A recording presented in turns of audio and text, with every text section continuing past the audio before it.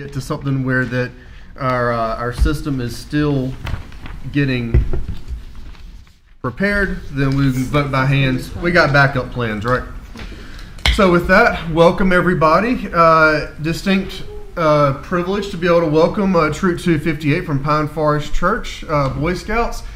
A wonderful surprise. Great to see everybody there. If y'all don't mind standing just for half a second. Thank y'all for being here.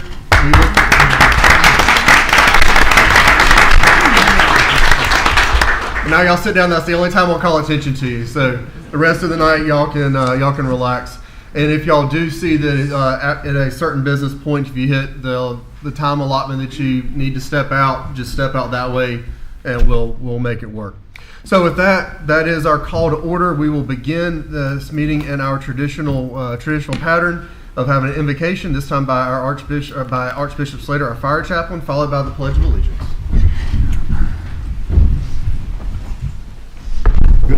Good evening. Let us pray. Our Father and our God, we thank you for this moment of gathering, the meeting of the minds. We thank you for the heroes of the day, the ones who are out there in the public, God. We thank you, Lord, for our council and all that they're doing, and even the city of Goldsboro as we grow and as we go. Father, we thank you, Lord, as you continue to bless us and even bless those who are on the way, and even those, Lord God, that are here to make a difference. And Father, we thank you in advance. In Jesus' name, amen. Amen. Please join me in the pledge. I pledge allegiance to the flag of the United States of America and to the republic for which it stands, one nation, under God, indivisible, with liberty and justice for all. As we take our seats, please be reminded to silence cell phones, iPads, watches, all of the things. Inevitably, I forget one of them, so please do just take a moment. And with that, Ms. Getz, a roll call, please. Mayor Gaylor. Present. Mayor Pro Tem Weeks. Present. Councilwoman Jones. Present. Councilman Boyette. Present. Councilwoman Taylor. Present. Councilwoman Matthews. Present. Councilman White. Present. All right, all present and accounted for. As always, appreciate the amount of time that goes into this to serve. Thank you for being here. Next, we'll move to an adoption of the agenda. Council, an agenda has been prepared and presented for consideration. Mr. Livingston, are there any recommended changes from staff? No, sir, Mr. Mayor. All right, Council, are there any recommended or requested changes from council? Hearing none, we'll move forward with the adoption of the agenda as presented. Is there a motion? So moved. All right. Motion has been made by by Pro Tem Weeks and seconded by Councilwoman Jones. We'll vote by show of hand. Is there any debate? All in favor, please. All in favor of adoption, please vote by show of hand. All opposed, same sign. Seeing none, motion passes on a unanimous vote. All right, that should be the only one that we wish we had our little system here for just a minute.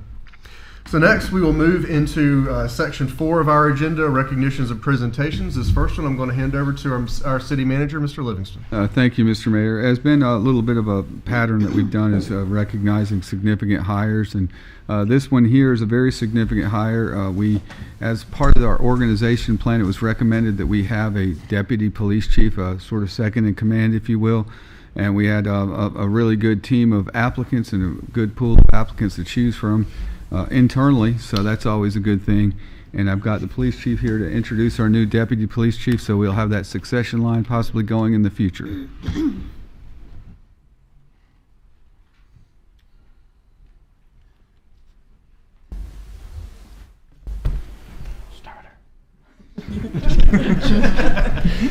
Good evening, Mayor and Council.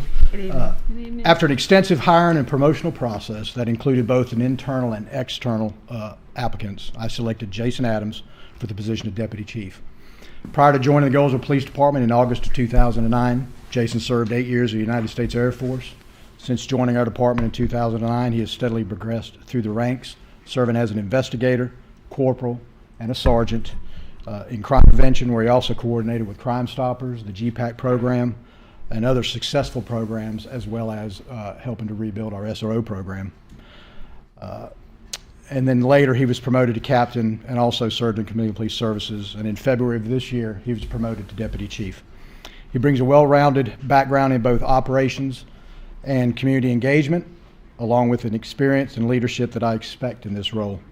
I selected him because I trust his judgment, his work ethic, and his ability to help lead the department forward, and I'm confident he will serve this organization and our community well. So I present to you Deputy Chief Jason Adams.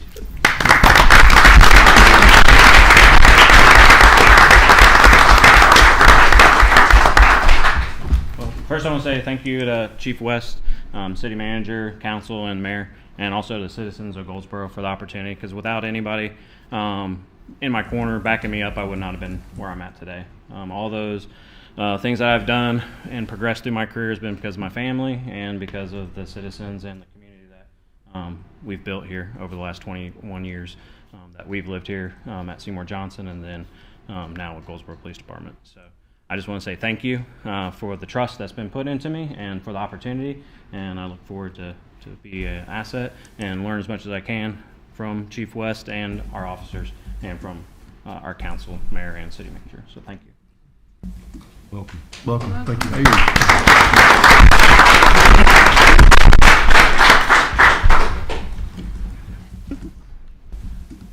Wonderful. It also shows that there's a pipeline of talent, and I am glad that we chose to vet our internal pipeline of talent against external pipelines of talent. That the only good things come from making sure that you're doing your due diligence. And in this case, Deputy Chief, congratulations, welcome. Never stop learning. We're going to continue hiring the best we possibly can around you. And don't ever forget that every single person brings their own perspectives to the city and to patrol, and make sure that you do everything you can to find the strengths in absolutely every person that's put under your watch. So thank you. Next, we will move forward with item 4.2 on our agenda. Ms. Getz, we have someone to come forward and receive this proclamation. So what we will do, if it's okay with council and everyone, then I will read the proclamation, and then those who are designated to come forward and receive the proclamation will walk down, hand it to them, and then allow them the microphone if they have any comments that they would like to make. Okay? Well, everyone clear on the logistics? And we do have a charger coming for you. Okay. All right. Item 4.2, Teacher Appreciation Week Proclamation. Whereas the City of Goldsboro recognizes that teachers are essential to the strength, growth, and future success of our community by educating and inspiring the next generation of leaders, workers, and engaged citizens. And whereas educators within the City of Goldsboro and Wayne County Public Schools dedicate time, talent, and energy to fostering academic achievement, personal development, and lifelong learning for all students. And whereas teachers consistently go above and beyond the classroom by preparing engaging instruction, supporting diverse learning needs, encouraging student success, and serving as mentors and role models.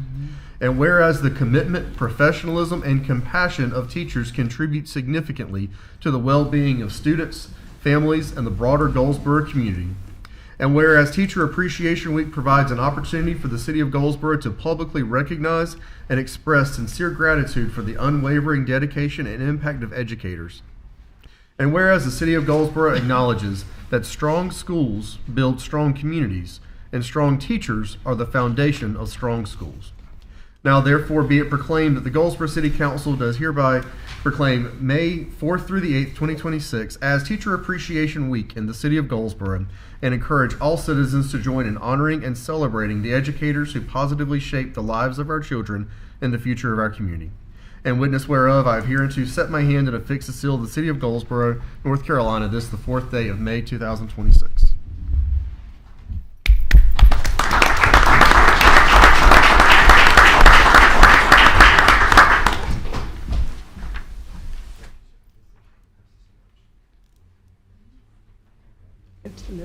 Sure. Within reason, I hope. Tell us where to go. As nicely as possible.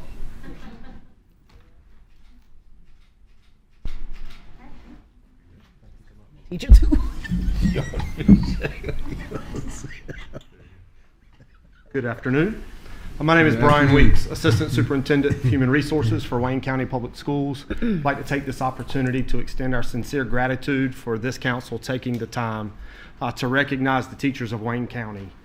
All research that is available to anyone would suggest that the single most important factor for a child learning is the classroom teacher.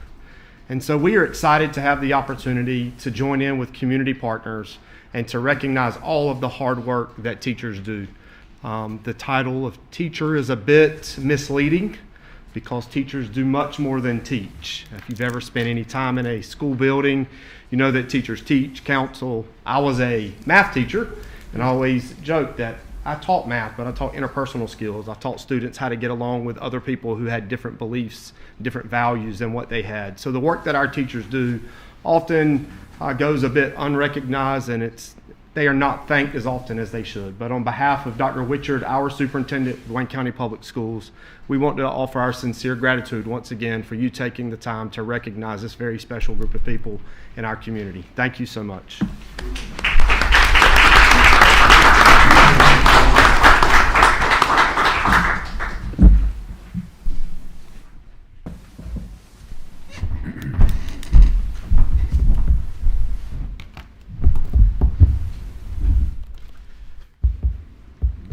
Now we'll move to item 4.3, Small Business Week Proclamation. Whereas America's progress has been driven by pioneers who think big, take risks, and work hard. And whereas from the storefront shops that anchor Main Street to the high-tech startups that keep America on the cutting edge, small businesses are the backbone of our economy and the cornerstones of our nation's promise.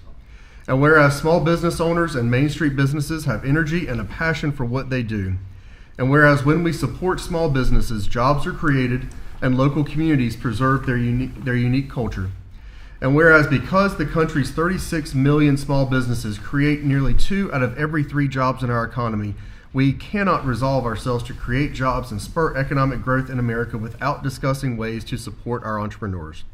And whereas the President of the United States has proclaimed National Small Business Week every year since 1963 to highlight the programs and services available to entrepreneurs through the U.S. Small Business Administration and other governmental agencies. And whereas Goldsboro supports and joins in this national effort to help America's small businesses do what they do best, grow their business, create jobs, and ensure that our communities remain as vibrant tomorrow as they are today. Now, therefore, be it proclaimed that the Goldsboro City Council does hereby proclaim May 3rd through May 9th, 2026 as National Small Business Week in Goldsboro, North Carolina, and declares support for our small businesses, recognizes the innovations and contributions of small businesses, and urges the residents of our community to support small businesses and merchants during Small Business Week and throughout the year. In witness whereof, I have hereunto set my hand and affixed the seal of the City of Goldsboro, North Carolina, this the 4th day of May, 2026.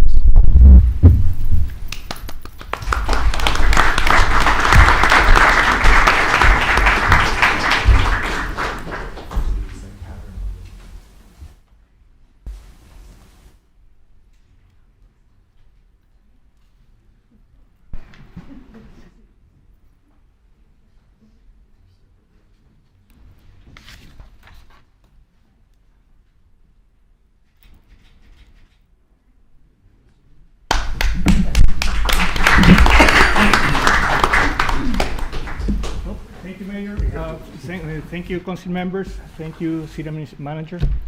The city of Goldsboro has always recognized the importance of the small business as a cornerstone of the prosperity of the city. And as always, every year we come over here to receive this proclamation. And I just want to remind all of you to shop local. Small businesses are the cornerstone for our prosperity.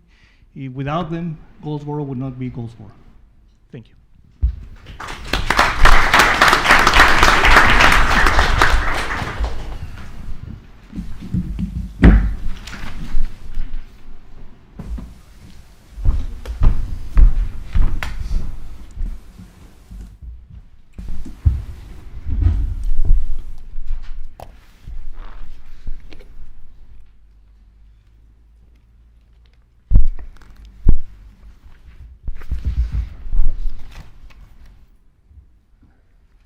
Next, we'll move to item 4.4, Mental Health Awareness Month Proclamation. Whereas mental health is essential to everyone's overall health and well-being, and whereas all Americans experience times of difficulty and stress in their lives, and whereas prevention is an effective way to reduce the burden of mental health conditions, and whereas there is a strong body of research that supports specific tools that all Americans can use to better handle challenges and protect their health and well-being. And whereas mental health conditions are real and prevalent in our nation, and whereas with effective treatment, those individuals with mental health conditions can recover and lead full, productive lives. And whereas each business, school, government agency, healthcare provider, organization, and citizen shares the burden of mental health problems and has responsibility to promote mental wellness and support prevention efforts. Now, therefore, be it proclaimed that the Goldsboro City Council hereby proclaims May 2026 as Mental Health Month in Goldsboro, North Carolina, and call upon our citizens, government agencies, public and private institutions, businesses, and schools to recommit our community to increasing awareness and understanding of mental health, the steps our citizens can take to protect their mental health, and the need for appropriate and accessible services for all people with mental health conditions. And witness whereof, I have hereunto set my hand and affixed the seal of the city of Goldsboro, this the 4th day of May, 2026.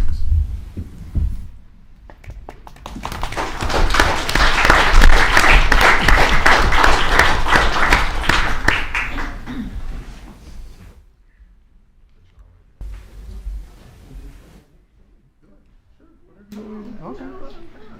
You can keep me on the outside order. All right. Told me what to do for a while. Wait a minute. We got one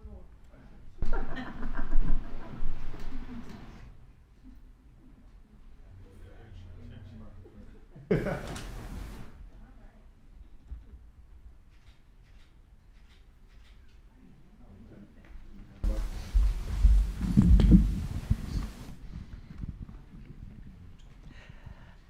Thank you, Council. I know we've been here every year for a long time, and I feel like I'm being somewhat redundant, but mental health continues to be something we need to be aware of.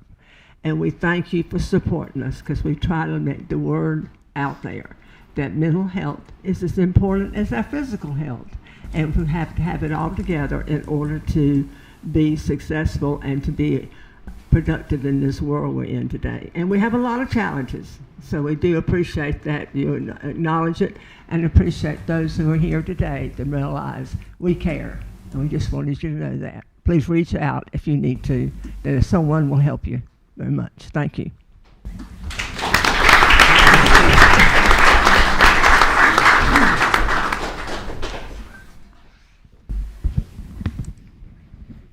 Yes, ma'am.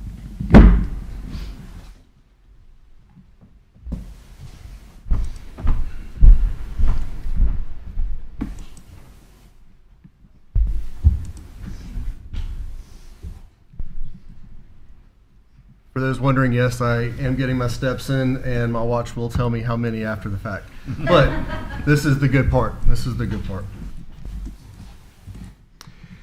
National Day of Prayer Proclamation.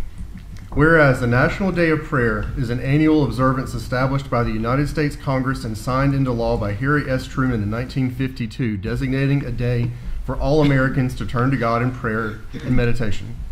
And whereas Ronald Reagan amended the law in 1988, setting the observance as the first Thursday in May each year, which in 2026 falls on May 7th.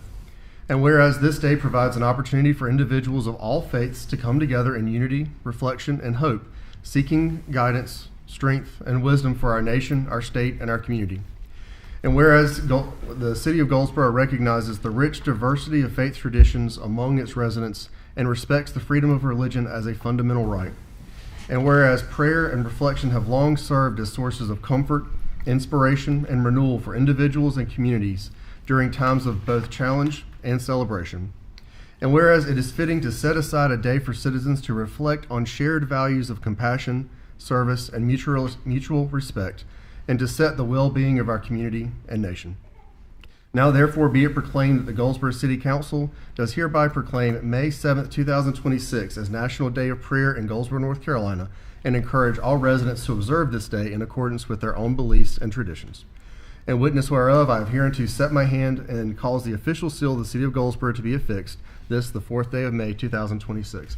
And I would ask our two chaplains to please join me.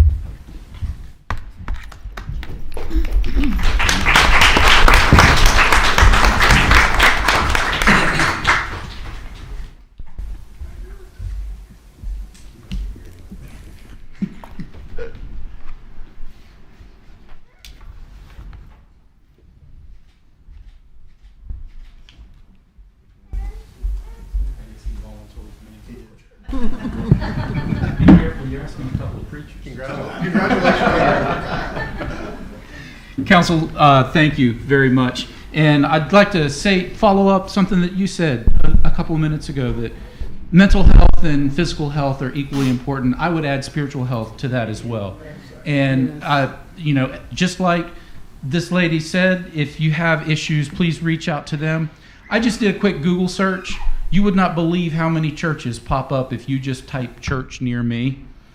Particularly on the 7th, if you'd like to pray, reach out to one of those churches. They'd love to pray with you.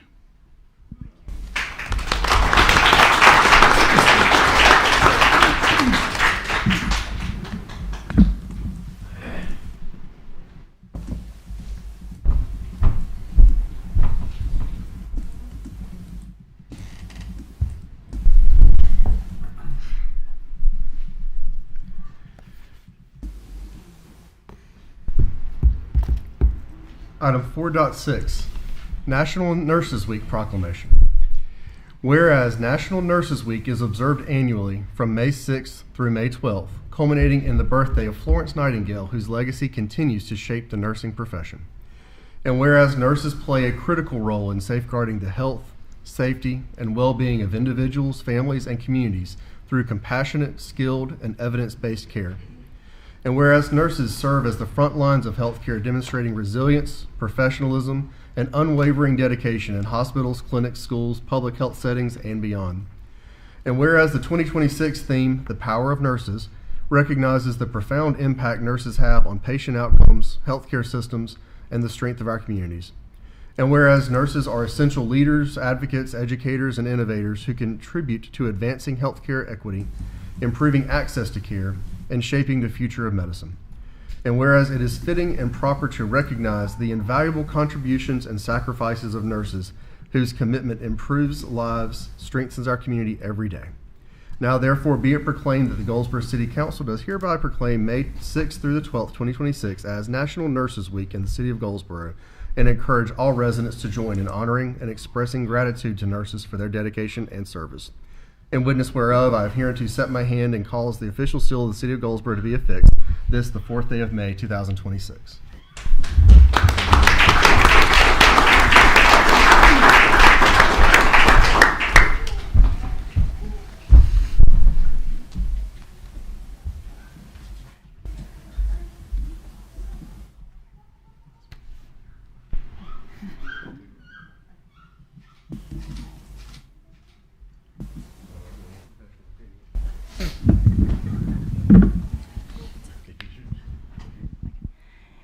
On behalf of all the nurses in the community, I want to say a sincere thank you from all of us.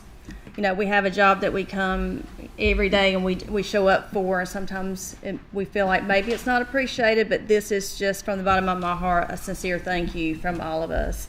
We're grateful for the city's appreciation and support that they have shown us in recognition of this day. And this just gives us a friendly reminder that what we do every day does matter, and it inspires us to continue to give that quality of care to our patients every day, and just hope that we can make a difference. So thank you so much.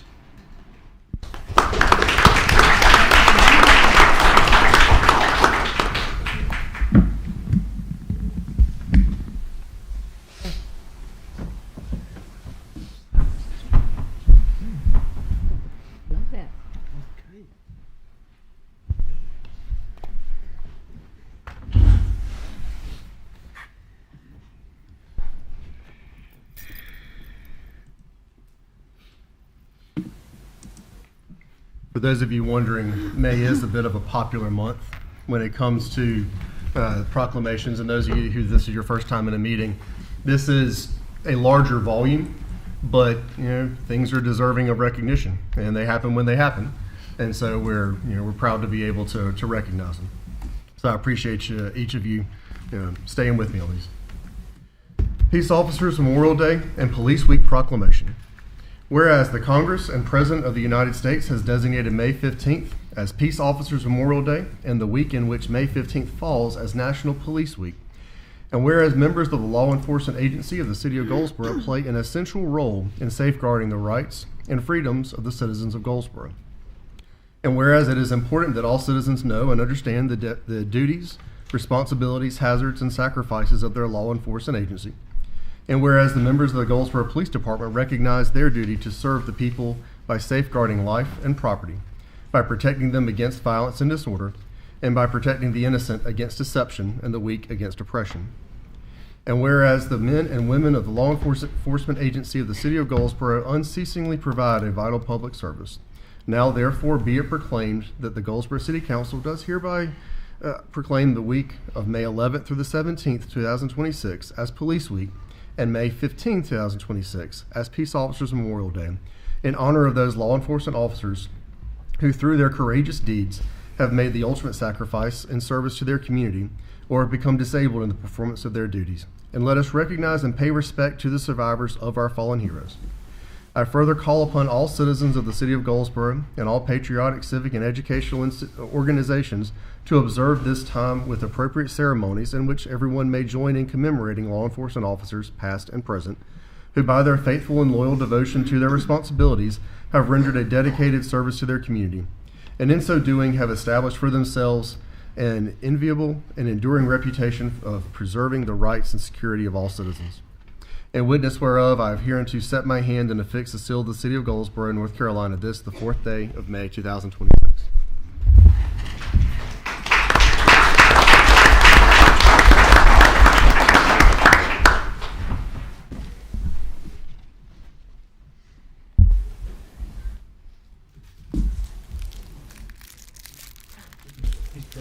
He's got the uniform. Yeah, you were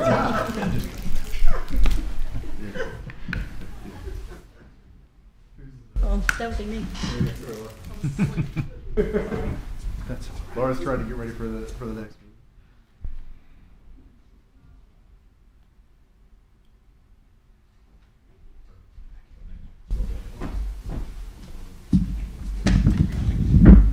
Are y'all going rock, paper, scissors right here?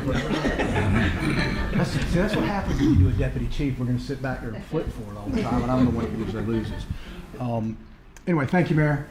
I'm very proud of the men and women of our police department, and on their behalf, I accept the recognition here tonight. Police Week it's a time to remember those that have paid the ultimate sacrifice in this profession, and also to recognize the work that our officers do in this community every day. I'm very thankful for our officers, and I'm very proud and thankful for the support of our mayor, our council, and also our citizens. Thank you.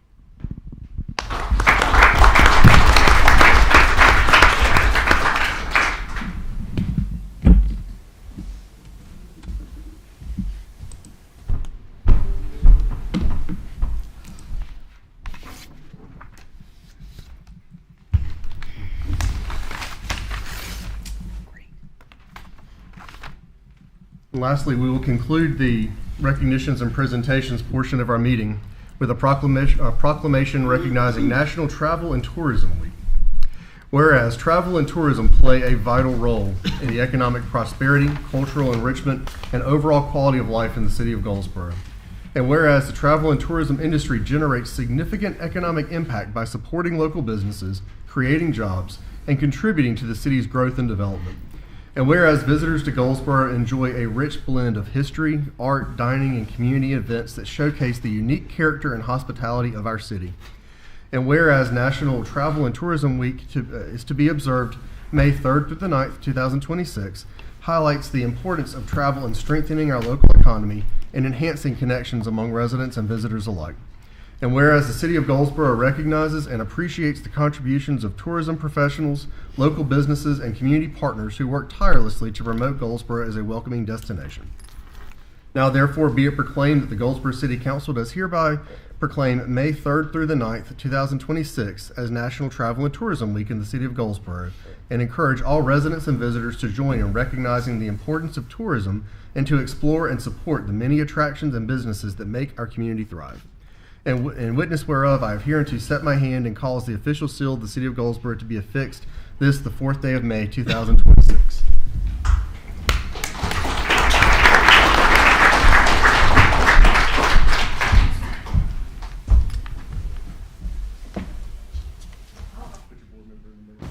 have the board member, Yep. chairperson in the middle. Exactly.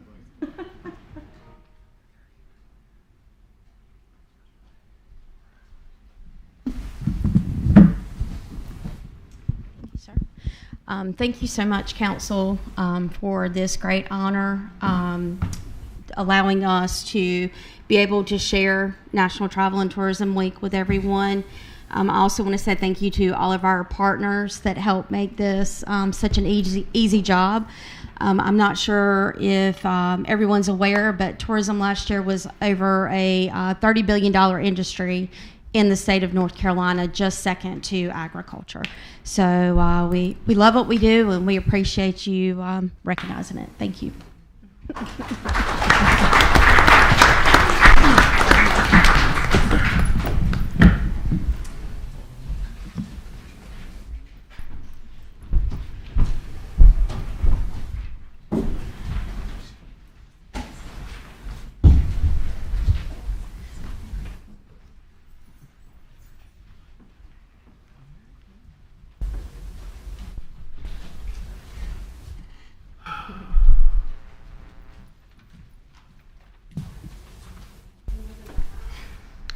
All right, we will now move to section 5 of our agenda, which is an individual public hearing.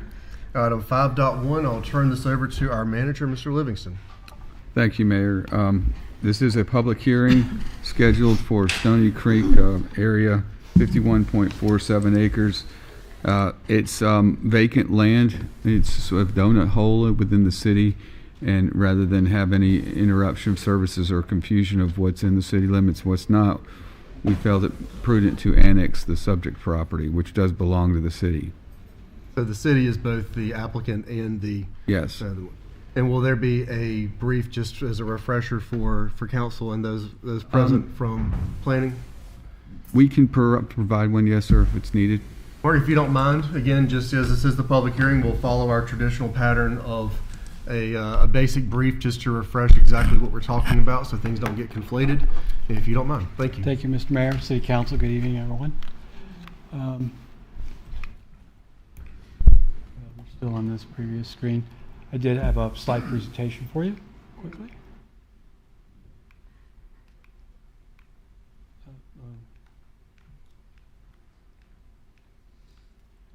Okay, this case for you is annexation 0226 Stony Creek. The property is located on the south side of Royal Avenue between North Drive and Landmark Drive. The city has prepared a boundary survey showing the extent of the annexation. Again, this is city-owned property, and the city is the applicant. The city, on March 2nd, 2026, requested the city clerk to examine the subject voluntary contiguous annexation petition for sufficiency. March 9th, 2026, city clerk completed the examination and determined the petition was sufficient. Sufficiency indicates that the proposed area for annexation meets the standards for contiguous annexation in accordance with GS 168-31. City Council at their April 13th, 2026 meeting scheduled a public hearing for this evening. The property is located on the south side of Royal Avenue between North Drive and Landmark Drive. The property owner is City of Goldsboro. The subject property is considered for annexation is 51.42 acres. The property is currently zoned R16. The land use plan designates this property as suitable for conservation, and the property is currently undeveloped and is woodlands. The subject property meets the standards of contiguous annexation in accordance with GS 168-31, and that the fact that the petition contains an adequate property description and annexation plat of the area proposed for annexation. The area described in the petition is contiguous with the City of Goldsboro primary corporate limits as defined by GS 168-31. The petition is signed by and includes addresses of all the property owners of real property lying in the area described. The applicant acknowledges the zoning vested rights have not been acquired pursuant GS 160D 108 and 108.1. City services are available at or near the site to include fire protection, police protection, refuse collection and water, and city sewer. Proposed annexation meets city policy requirements. City planning has no objections to this petition and has recommended that City Council approve the annexation after conducting a public hearing. Pretty much, be happy to answer any questions that you may have. And this one has been presented to the public and the council. I just want to make sure that we're all clear on what it is we're talking about. Council, before we open up the public hearing, are there any questions remaining for staff? Hearing none, we'll move forward with the public hearing. Thank you, Mark. And after such time, there is an annexation ordinance that is part of the packet that, if it is the will of council, we would either then have a motion either for or against the ordinance as presented. So with that, we will officially open a public hearing on item 5.1, annexation 0226. It is the property just discussed by Mr. Helmer. Is anyone to come forward and speak? Second call, anyone to come forward and speak on item on our agenda 5.1, annexation 0226? Third and final call, anyone to come forward and speak on annexation 0226? All right, we will close the public hearing. Council, are there additional questions, or is there a motion up or down? I make a motion that we approve it as presented. Okay, motion has been made. Is there Second. Second? Motion's been made and properly seconded. Is everyone able to vote electronically at this time, or does anyone request a vote by show of hands? I'm good. All right, if everyone is able to, is there any further debate before I call the vote? Hearing none, we'll call the vote. Please vote electronically if possible.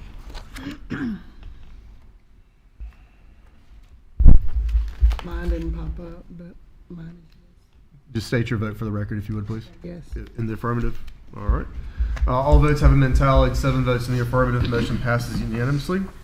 Item 5.1, public hearing having been completed and vote having been taken, ordinance is approved as presented. All right. We will now move to section 6 of our agenda, which is a public comment period. As our clerk steps outside to grab the sign-up roster, if anyone intended to sign up or intends to or desires to speak and is not signed up, please do so as she is coming back in.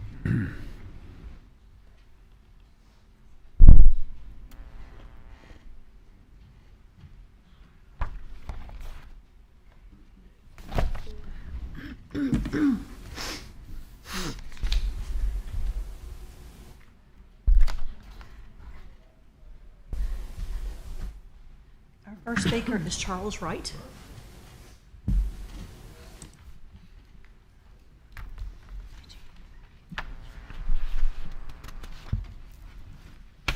Good evening, Mayor. Evening, sir. Mayor Pro Tem, City Council members. My name is Charles Wright. Tonight I'll be talking on behalf of President for the Goldsboro Wayne County Homeowners Coalition, representing Ms. Sharon Blunt on 701 West Walnut Street.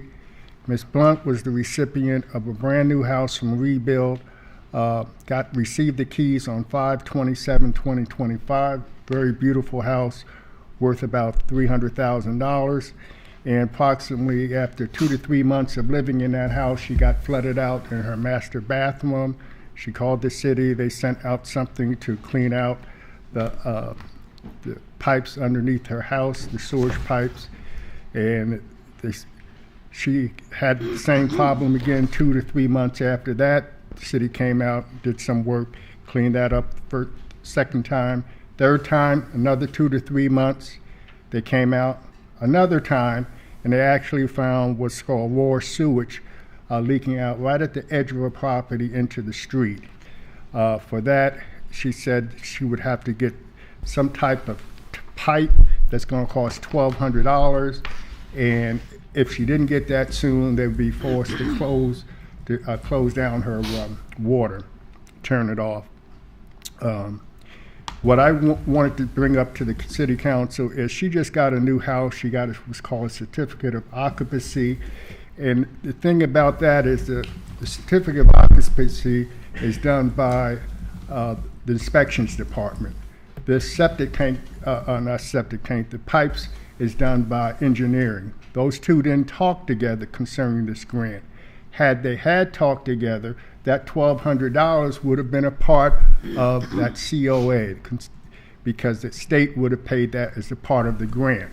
We have people in other counties that got brand new septic systems because of the grant. So she wasn't made completely whole as to it was something going on, not just in her house, but what I've discovered is there was problems on that whole street, every single house with the same similar problem. So I would like the city council to look at that. Anyone getting a brand new house from rebuild, look and see if the engineering department can check those parts that would come under any expense from the homeowner. What rebuild is saying is their contractors is only responsible for the pipes and things underneath that house up to the point where the city takes over. So it's a quagmire there, and it shouldn't have been. But I'd like you to review that, and I'll also be bringing this up possibly with the rebuild itself at the state level, because there are things that comes down that doesn't mesh with the grant. Thank you, Mr. Wright. And we have a copy of it. We'll have a conversation about what side of the tap this thing is on and figure out what we can do. Thank you.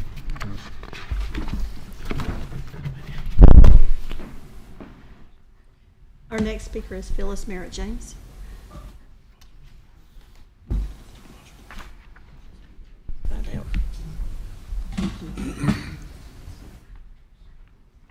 Good evening. Thank you for your earlier recognition for nursing. I would like to piggyback on the citizens as well as everyone that's here to reach out to the local or your state representatives.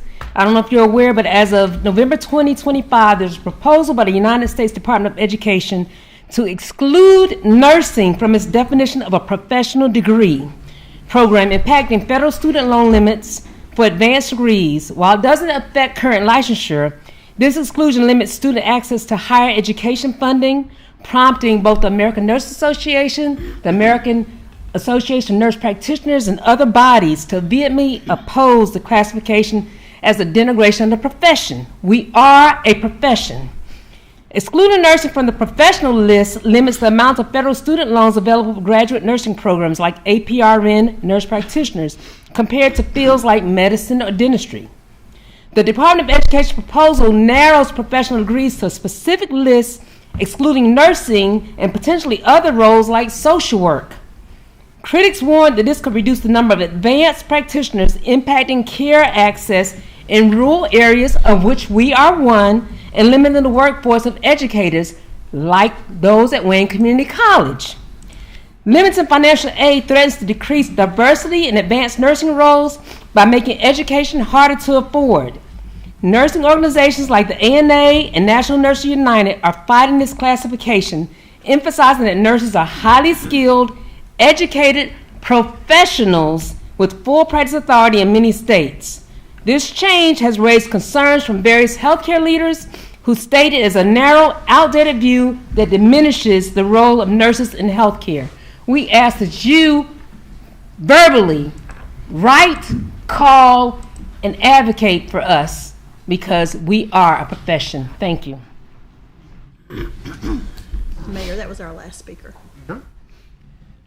Thank you to everyone who is able and willing to come forward. All right. We will now move to our consent agenda, item 7 on our agenda. Council, as always, these are items that have either been reviewed before or are somewhat administrative in nature. I believe that every item up here is something that has either been seen with the exception of 7.3, which is again a bit of an administrative matter. If there are any remaining questions for Mr. Livingston, I'll turn it over to you, Mr. Livingston, if you would hear any remaining questions, and then we'll call a vote. Thank you, Mayor. As is our routine practice, if there are any questions, I won't go over each consent agenda individually. Unless there is a question, we would vote on them as a single vote. Council, are there any remaining questions on these 4 items? Hearing none, would entertain a motion to approve consent agenda as presented. So moved. All right, motion has been made. Is there a second? Second. Motion has been made and properly seconded to adopt the consent agenda as presented. Is there any debate? Hearing none, please vote electronically if possible.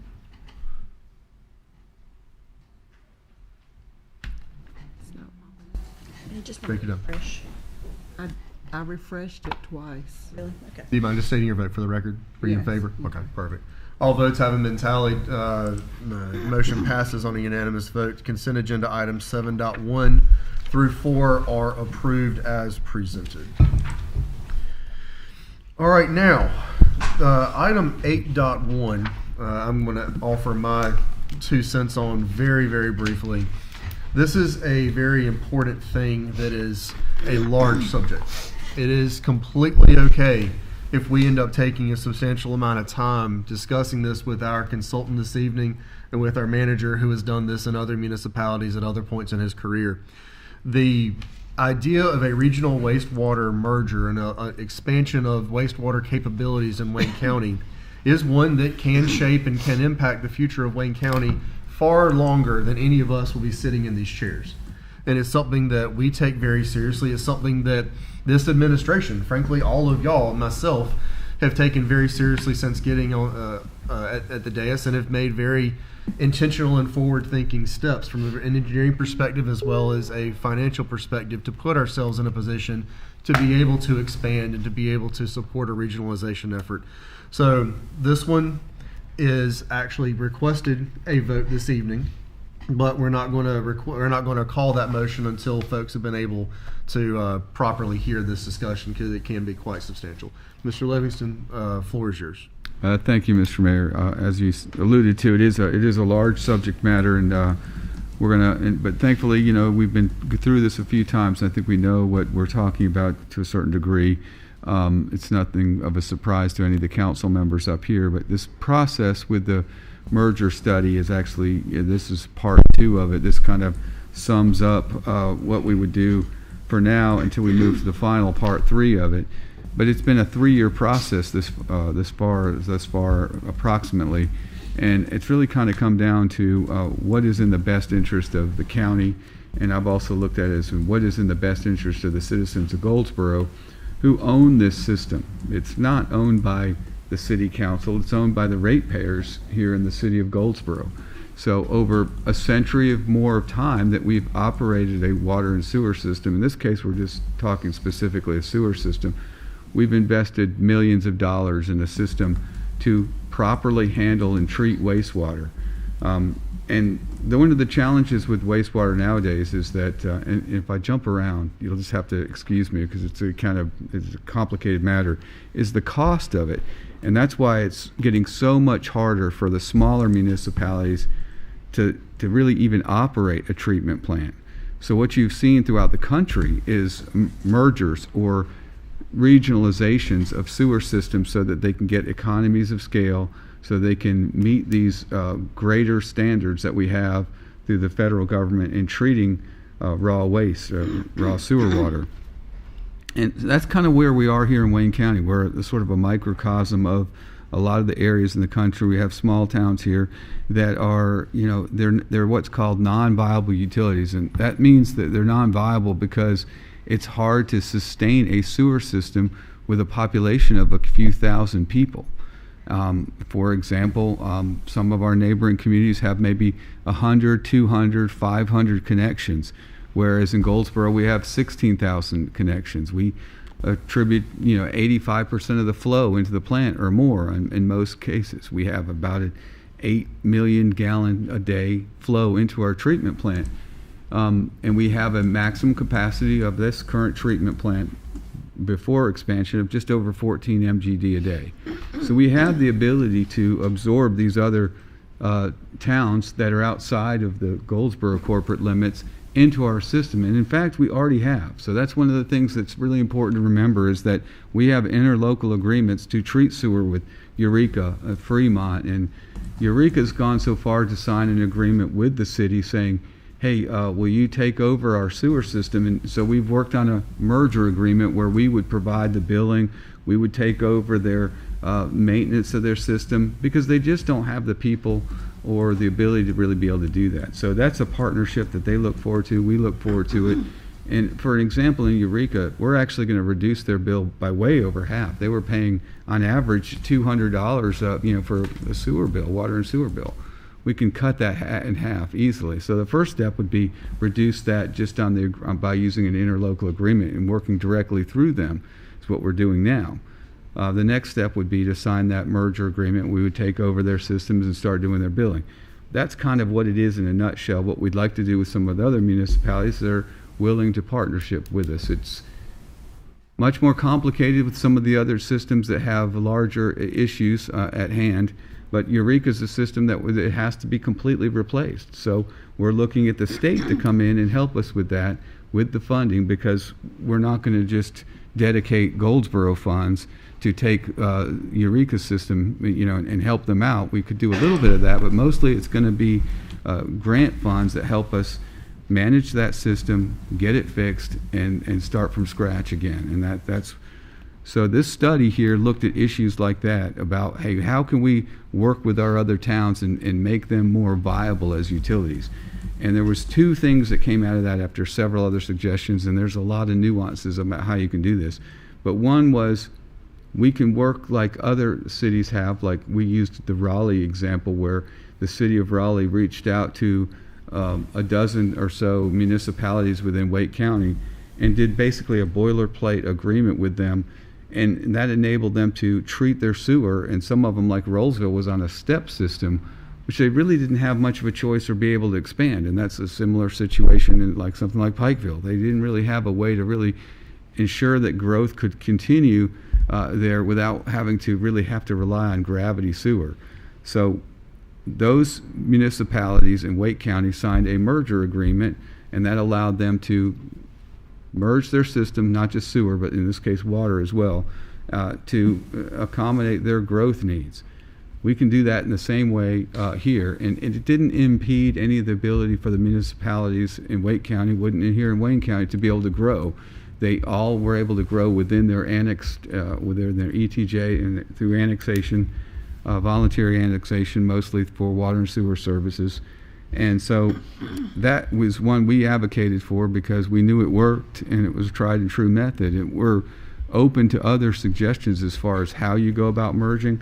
But the other option, which was less palatable for us, was, or at least the staff, I'll say, was that we'd start a water and sewer authority. And I've been in both environments with both the water and sewer authority and as on both sides of the fence being the merging entity and the mergee, as you alluded to, which was helpful in understanding both sides of that coin, so to speak.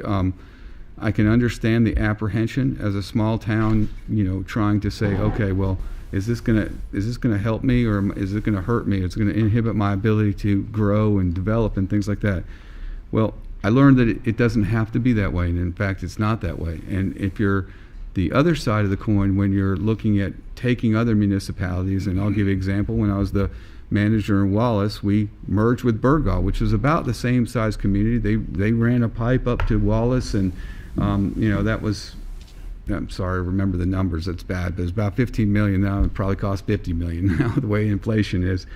And we built a plant for that about that much, but they were able to get out of the sewer business and be able to treat their sewer for half the cost of what they had been, because they were looking at whether to replace their plant or get out of the business and run a pipe up to us and work with us on capacity and things like that. That's all a long story to say that, I've been on boards as well where I was the Water and Sewer Authority board, like on Neuse Water and Sewer Authority board, and they kind of came together around the same time because they were looking for a regional solution for water. And that was a good situation for them, but not every situation fits us. And the issue with us, as far as Goldsboro being on a board, was that we wouldn't be the controlling entity on that board, which is problematic when you own 85% of the resources there or more. And the other issue is, how do you divest that kind of, we've paid for all these assets, and it's hard just to turn all that over. If we were all starting from the same point and we all had the same amount of money invested in it, I think there would be, and we had a common goal. We don't have common goals, but people have different ideas about what's needed. It's easier to start from that standpoint. But in the case of Goldsboro, we've been in the business for, like I said, a century, and we've got a good utility fund, a healthy utility fund. We're well on our way with moving forward with the PFAS upgrades. Also got engineering design work for the modernization of our water reclamation facility underway. And we've done several inflow and infiltration projects that have helped lower that flow amount into the plant, so that maybe the expansion won't have to happen as quickly as unless we get a huge growth rate in here over the next 10 years. It might not have to happen, but maybe 8 to 10 years from now. The point is that we are planning, though, for the future, and we're making preparations now, because it does take at least 5 to 6 years to do these expansions, to get all the permitting done. We have the permits in place to go up to 17.4 permitted into the news. Right now, our plant's at 14.3. If we get to 3.4, that puts us up to 17.3 or 4. Correct me on my math there, but we have everything in place, is what I'm trying to say, and we're working on this, and we're ready to go. We're ready to meet with these municipalities right now and take their flow and work with them on better sewer rates for them, and design agreements that are tolerable for them and work well for us, so that we can partner and help the Wayne County residents get the sewer service they need, and the citizens to grow their communities to the plans and specs that they have, or the vision they have for the future. So tonight, as our consultant, Mr. Reed Barton, goes through the presentation, you'll learn a lot more from him. But my update is just to kind of give you the broad kind of approach of why it is that we chose the Raleigh merger model. And it's kind of like, I oversimplified things, but if it's not broke, why are you going about fixing it? Because if we tried to create a water and sewer regional authority right now, there's other ways to go around and getting public input, and we'll talk about that, and I think they're viable and valuable. But to have to go reinvent the whole wheel for something like this when we're already doing a good job of it doesn't really make a lot of sense to me. And so that's why we're thinking the merger one is better for everybody. And also, I can tell you pretty matter-of-factly that over time, to do this is the most efficient way to do it and cost-effective way to do it. There's not any duplication of services. We've got to think about, in creating a water and sewer authority board, how are we going to not just divest the resources, but what about staffing? Are we going to be able to use all of our staffing here? Some of our staff are cross-connected in water and sewer. This is only talking about a sewer. So what do you do with our water? We're still not out of the utility business. So that makes it tremendously complicated there to try to even divest employees. So it's easy to talk about it. It's very complicated to do. And like I said, I've been on both sides of the fence. Even the merger ones are complicated, but they're far less complicated than creating a brand new board and looking at ways to, and again, my concern would be we'd be shortchanging the ratepayers here in the city of Goldsboro who invested in the system and put it together. And that's a lot of people that have invested in that, and a lot of businesses. And so we like it the way it is, and we want to continue the way it is. That's it. So Mayor. we have a consultant, Mr. Barton, who has been guiding us now for, I guess, about 3 years. I'll tell you what, Reed, if you would, as you come forward, we'll let, good night, Your Honor. We'll let our scouts exit out, as this will be a long and somewhat dry conversation. We can make it fun. Okay. Well, no, I mean, it can be fun. If you happen to have a board game that helps explain this, that might be useful. But absent that, it'll probably be what it'll be. So they're inevitably, right now, members of the community, myself included, not even necessarily sure exactly what questions need to be asked. So how about we all kind of agree, let's let Mr. Barton go through his presentation and take notes as we go, and then come back to individual slides with questions, if that's okay. If there's anything that we mishear or whatever else, then you can ask immediately. But let's see what questions get answered, because I have a feeling you're getting ready to walk us through a history here. So yes, good to be with you again. I was with you at your board retreat, and we talked some about this topic. Since that time, there's been 2 workshops on this topic with the greater stakeholder group, of which there are 6 municipalities, Goldsboro being the largest one of those 6. Am I loud enough? Good on volume? Okay. And some of this council, yes. And Reed, if you don't hear yourself echoing, it's because we may not. If you're loud enough, they may not put you through the speakers, but you're still on the audio for the bit. So, okay. Yeah.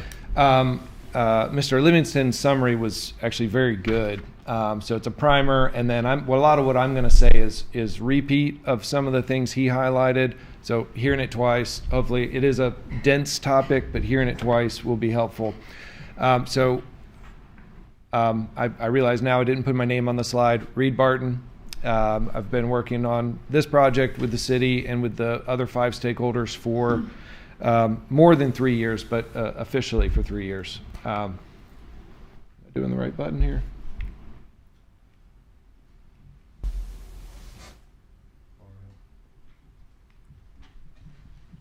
Is it a PowerPoint or a PDF? Do you know?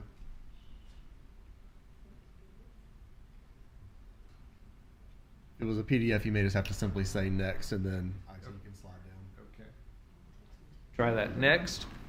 Give her just a second to ping them to let them know that we're going to have to go that route. Sure. There you go. All right.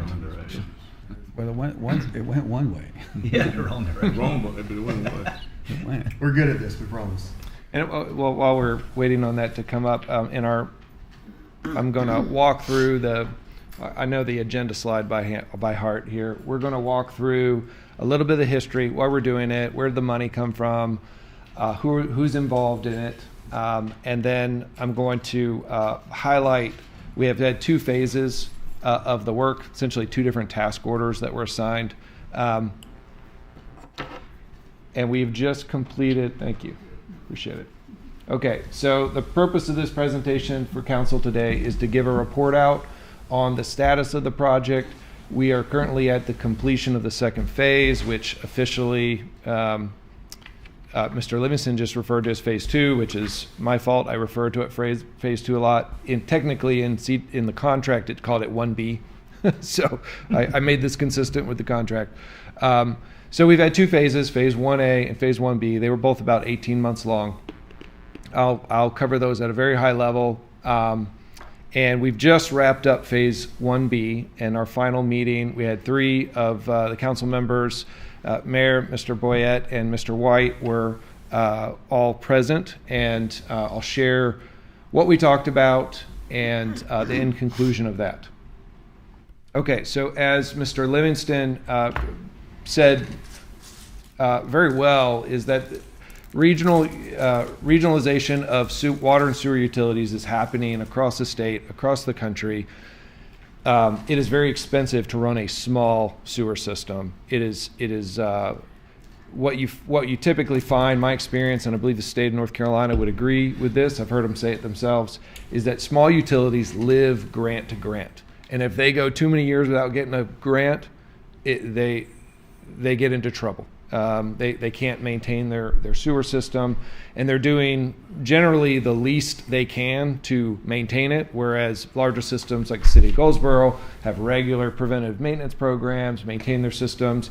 So the state of North Carolina wants to facilitate discussions between communities to foster regionalization. So the state has been willing and eager to give grants to the communities involved to say, hey guys, we really want you to work together. We believe that's in your best interest. All the stakeholders have said repeatedly, we believe it's in our best interest. And so we've been working on the how. How would we work together? Okay, so if we can get a deal put together with the greater area, it would support economic development. It would allow for consolidation of debt. We would have economies of scale that lower the cost of sewer. Or a better way of saying that is, as sewer cost continues to climb, as a group, we would better manage that cost. Long-term viability, the staff that operate and run the systems, you create better career ladders, better opportunities. We have some systems that have 1 or 2 staff running the system. That's, what happens if somebody gets sick, right? So it's a big problem. Anyway, you can understand the overall point. I'll try to move fast because I think the purpose here is your questions. Okay, so the background here is first, the city and the surrounding areas have been working on regionalization officially, unofficially for a very long time. I think Mayor said at one point more than a decade. It's been a long time, right? Long conversation, but big deals take a long time to put together. An example of this, Mr. Livingston pointed out, is that most of the, not all, but a good number of the municipalities inside the greater Wayne County area already, through interlocal agreement, send their sewage to the city system for treatment, and because the city has a large treatment plant permitted to clean up the water and put it back in the Neuse River. So the other background information that is helpful to know is that the North Carolina Department of Environmental Quality established in 2020, so not that long ago, a new program called the Viable Utilities Program. The purpose of this program is to proactively get in front of utilities failing. They want to identify who's stressed, who's actually their term is distressed, who is distressed, and how can we support them. A lot of it's through regionalization, giving grants. How can we help them get on a better road to viability? Within the greater Wayne County area, a number of utilities have that designation. That designation is helpful because it allows everybody who's designated that has access to up to $15 million in grant money to become more viable. So the money's available, there's policy in place, and so those are the tools we're trying to leverage as a group in this regionalization study. Okay, so who's a member of the group right now? 6 municipalities. I'm struggling which one to look at here.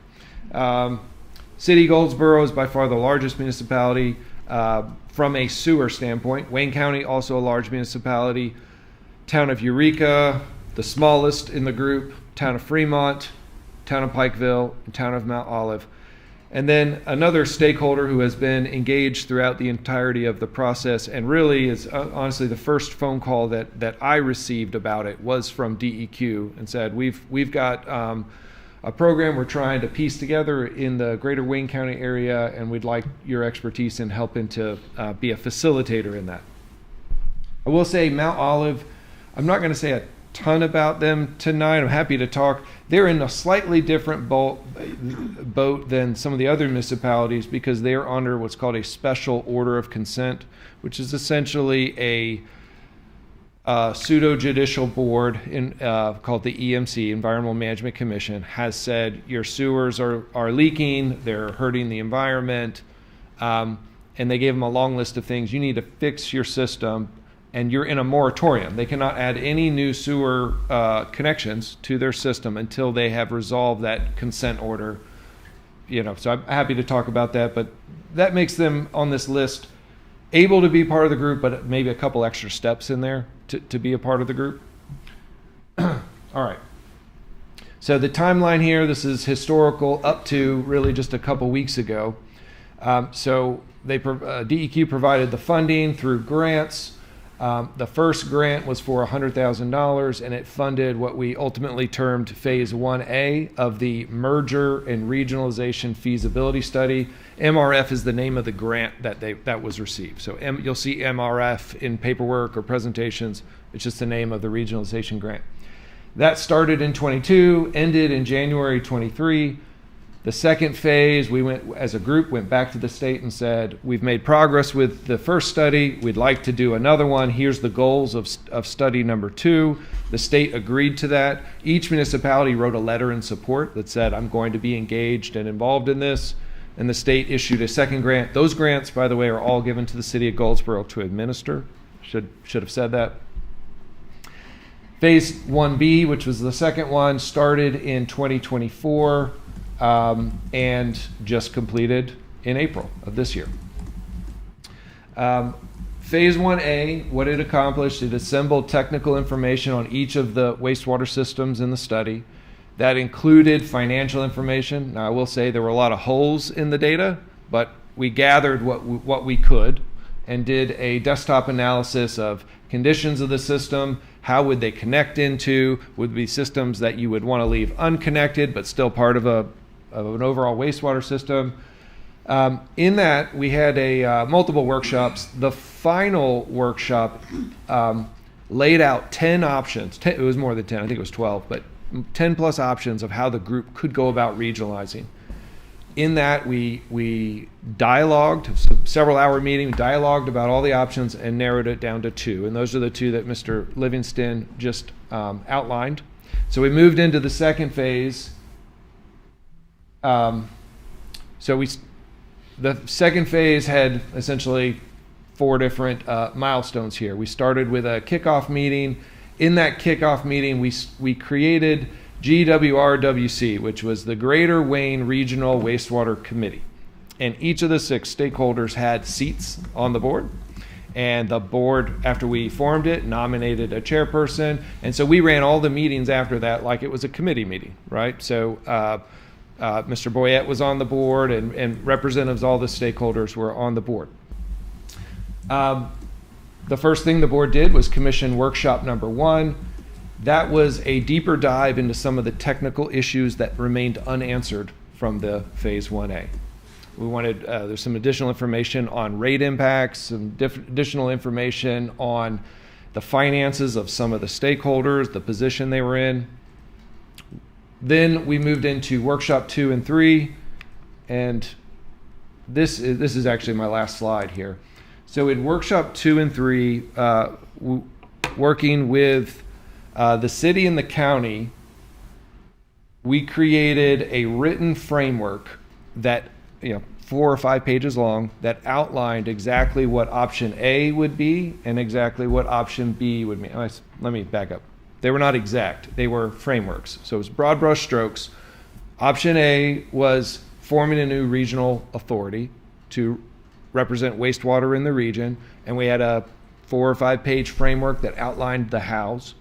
And then we had option B, which was a 4 or 5 page framework that outlined merging utility systems under the existing infrastructure of the city's engineering department, city's utilities department. So in both workshops 2 and 3, those ideas were discussed and studied, debated, a little bit argued, all the above, right? It was good, healthy dialogue. We were getting to a point where there's proposals on the table, and questions were asked and challenged and whatnot. So those are available. Those written documents are available if anybody hasn't seen them and would like to see them. So after 2 meetings that were fruitful and lots of good dialogue between... Let me pause yes, just for a sir. second. Council, as you are looking in our board portal, option A and option B are there. I'm sure you've already seen them, but if you haven't, as Reed is talking, if you'd like to follow along, just as a reminder, they are in the agenda packet. Okay, thank you. So what is the current status? We did not come to at the end of the meeting, we did not arrive at a unanimous consensus decision among the 6 stakeholders. So in a perfect world, we would have all been on the same sheet of music, and we'd all make that was certainly the goal. That was not the outcome. Where are we now? The MRF grant for phase 1B, the work has been completed, the funding has been utilized, and each stakeholder is continually, even after we didn't come to a unanimous consensus at the end of the meeting, everyone expressed their desire to get there. And everybody seemed, and I say everybody, the representatives of those 6 municipalities all continue to state, we see the value of regionalization. We know it's going to help bring rates down, help us thrive. We think it's important. We are still at a place where there is a divide between options A and B. All right, I'm going to pause there. That's the end of my prepared slides, and certainly would welcome any questions or dialogue. Would you mind, just again for the sake of all of us being able to really boil it down, distill down the crux? As I understand it, really the crux of the issue was control, right? The governance. Governance. So option A, as presented, would have had the city of Goldsboro capped at 49% of the votes on that authority, even though we would be putting in over 80 some odd percent of the assets into it, and we're bringing in nearly 17,000 of the total 19,000 connections. That's correct. That sort of feels a bit hard to justify, right? So, and then option B was control remaining with the city council countywide. And you can see how that would be a bit hard to swallow for some other parties. Is that a fair? Oh, yes. Distilling it down to its most basic element, is that kind of where we left it? It is. I'll add to it that clarification on two things. One is in the option B, which is organizing the regional wastewater system under the city's existing structure. The proposal included forming an advisory board. And so a regional sewer advisory board that would have members of the different communities that tie into it, Fremont, Pikeville, the county. If folks tied into it, they would have a regional board.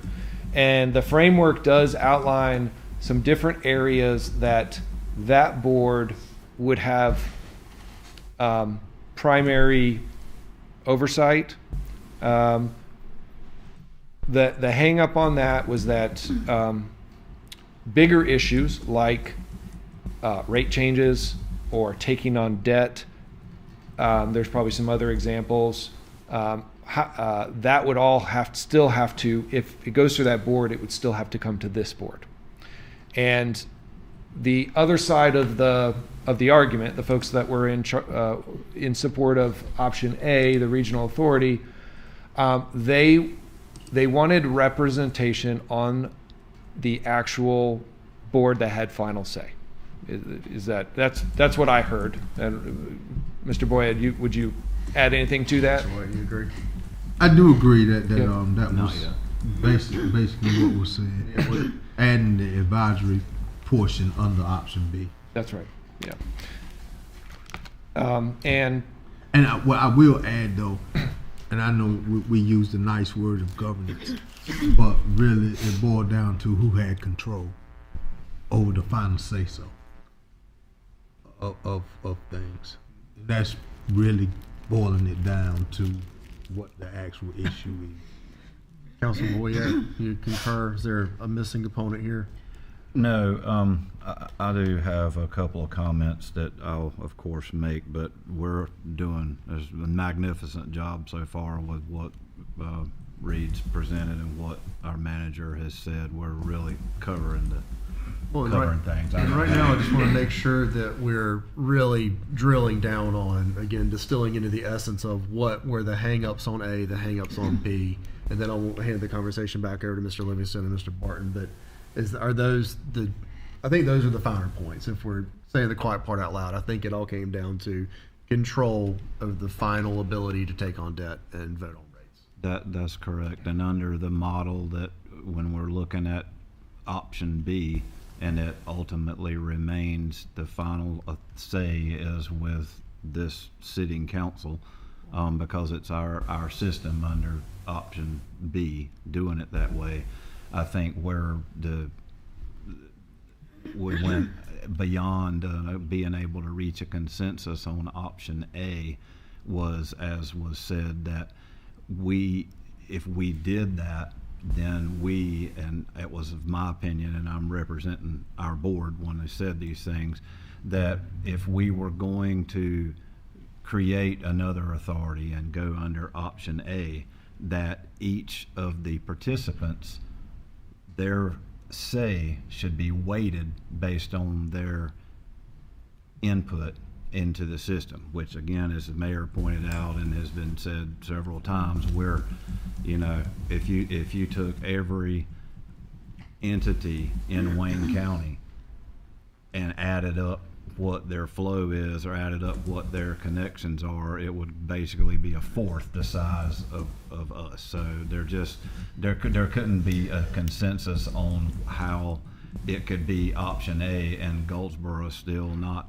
have the majority vote on the board, and then the other side of that coin was, well, then that means the city of Goldsboro is still the ultimate authority, and that is correct. So that was the deal breaker, I guess, with the difference between option A and B, and while we're going down the road of, or we've arrived ourselves sort of at the option B. And one more little piece of that, I think that it was discussed about borrowing power, and I know that the LGC representative spoke to this. The city, if the city of Goldsboro went with option A and got out of the sewer business, we're still in the utility business. We still have a water system to run. So we're still in the utility business either way. If a new authority was formed under option A that all they did was run a combined sewer system, then the only way that new entity has to borrow money with collateral is that system itself. Whereas, as the LGC pointed out, if the city of Goldsboro continues to own and operate it under option B, the city of Goldsboro is in a lot better position to be able to borrow money, because the city of Goldsboro has a lot more assets to leverage than just the sewer system. So I think that would be where the big difference in how we just couldn't get but so far along that path. Worth noting, at the final meeting final workshop under 1B, there was a vote taken. It's a non-binding vote, but there was a vote taken to get a read on the room. There were 3 in the room, and I do not remember who. There were 3 in the room that voted for option A, which is the authority. There was 1, which was the city of Goldsboro, that voted for what I'm now deeming the city of Goldsboro option. And then there were 2 abstentions. And yes, it was Eureka and Mount Olive. Yeah, so the 3 that voted for option A, the regional authority, was Fremont, Pikeville, and the county. Mount Olive and Eureka abstained for various reasons. You know, Mount Olive's in an SOC right now, and they're working on a parallel path. And then Eureka expressed that they didn't think it was the right thing to do for them to vote because they're working on giving up their system to the city right now. So yeah. And one more little piece to that has been spoke to some degree.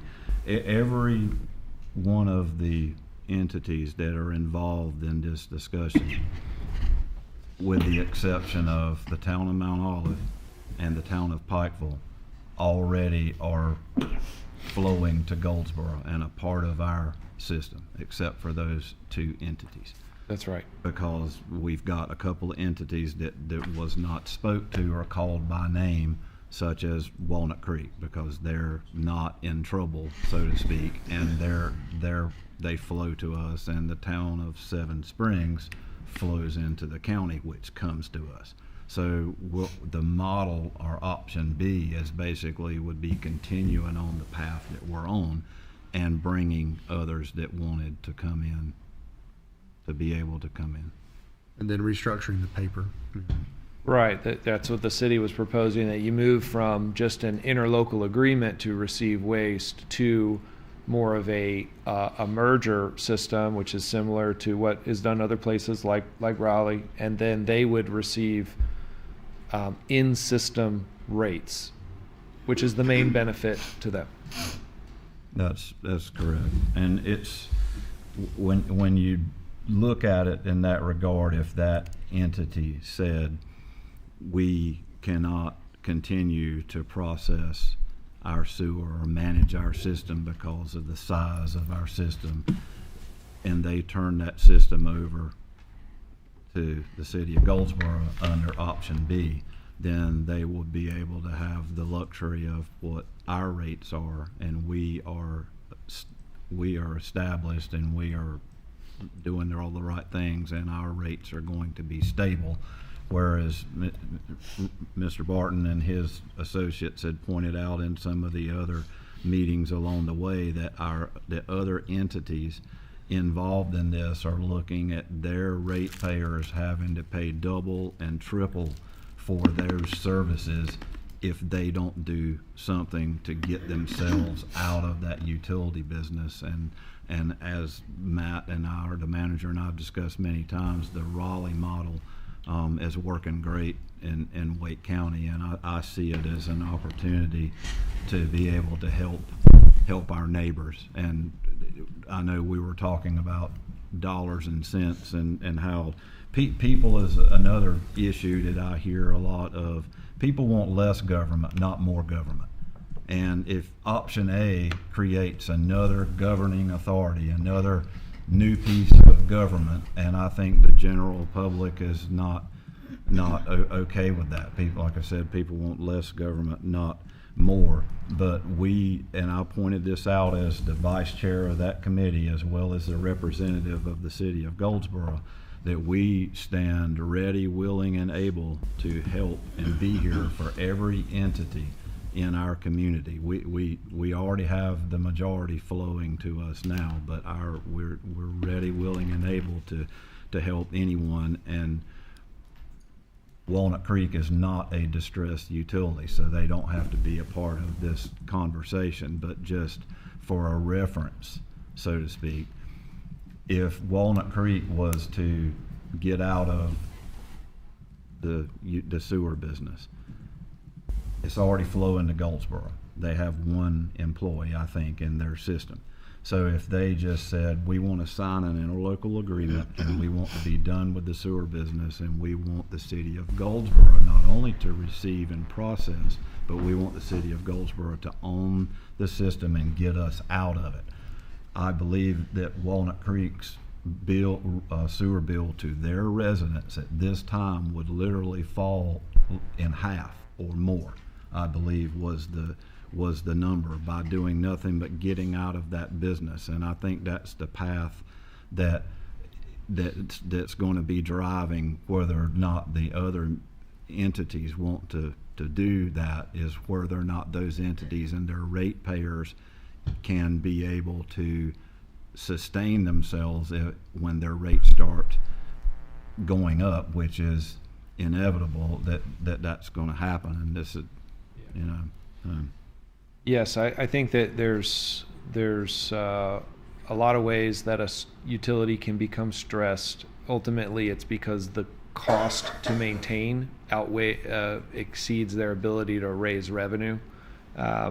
But in other ways are also expertise. I would say the city, not to throw you on the spot, Bert, but how many staff do you have under wastewater? Yeah. Or I have about 60 staff. I mean, that's a substantial difference than any other system. And so, using Walnut Creek, I don't know their system, but Walnut Creek probably doesn't have anywhere near 60. And the idea of bringing them in, the staff that operate that system in Walnut Creek, sorry. I think they have one, I believe. They have one. The staff that operate that small system would then essentially become a member of the regionalized utility as a staff member of that. They're still doing the same job, but now they're supported by a larger group of staff for training and operations and support and equipment provision and expertise, all the same. So yes. And one last thing. So I think that it's important, and I did point this out to the other entities, meaning the other communities, the municipalities that are affected by this. Option B allows those boards to continue to govern themselves. Their elected body gets to make the decisions of who gets annexed into their city, who gets provided utility service, instead of a new board or another entity controlling or dictating someone else's destiny. As a municipality, and I'm elected by the people in my municipality, I like being able to vote on things that affect my municipality. So another one of our communities that is interested in possibly joining, their local board, their elected leaders are who decides how their community grows and what direction it grows. They just don't have to worry about utility anymore because they're getting that from someone else. So let's get, I know a lot of commentary has been offered. There's been a lot of history on this. There's been a lot of input over the years. Council has been updated at various times along the way, but we've gone into it then as well, but to this degree in depth. Mr. Livingston, bless you. Mr. Livingston, this evening it is your request that you actually get a vote on this city from the city council to give you some direction on if we want to go ahead and decide as this body that we want to pursue option B, which would then, as I understand it, then allow you to instruct staff to continue expending resources and time in developing those plans, developing those agreements, and to be able to put that option out there for our neighbors around us if they are interested. That's correct. And one thing we're not doing is trying to force anybody to the table here. This is totally voluntary to have discussions and explore, what the options are. You're going to make a smart move by looking at what that would entail. And we're ready to sit down at the table with folks.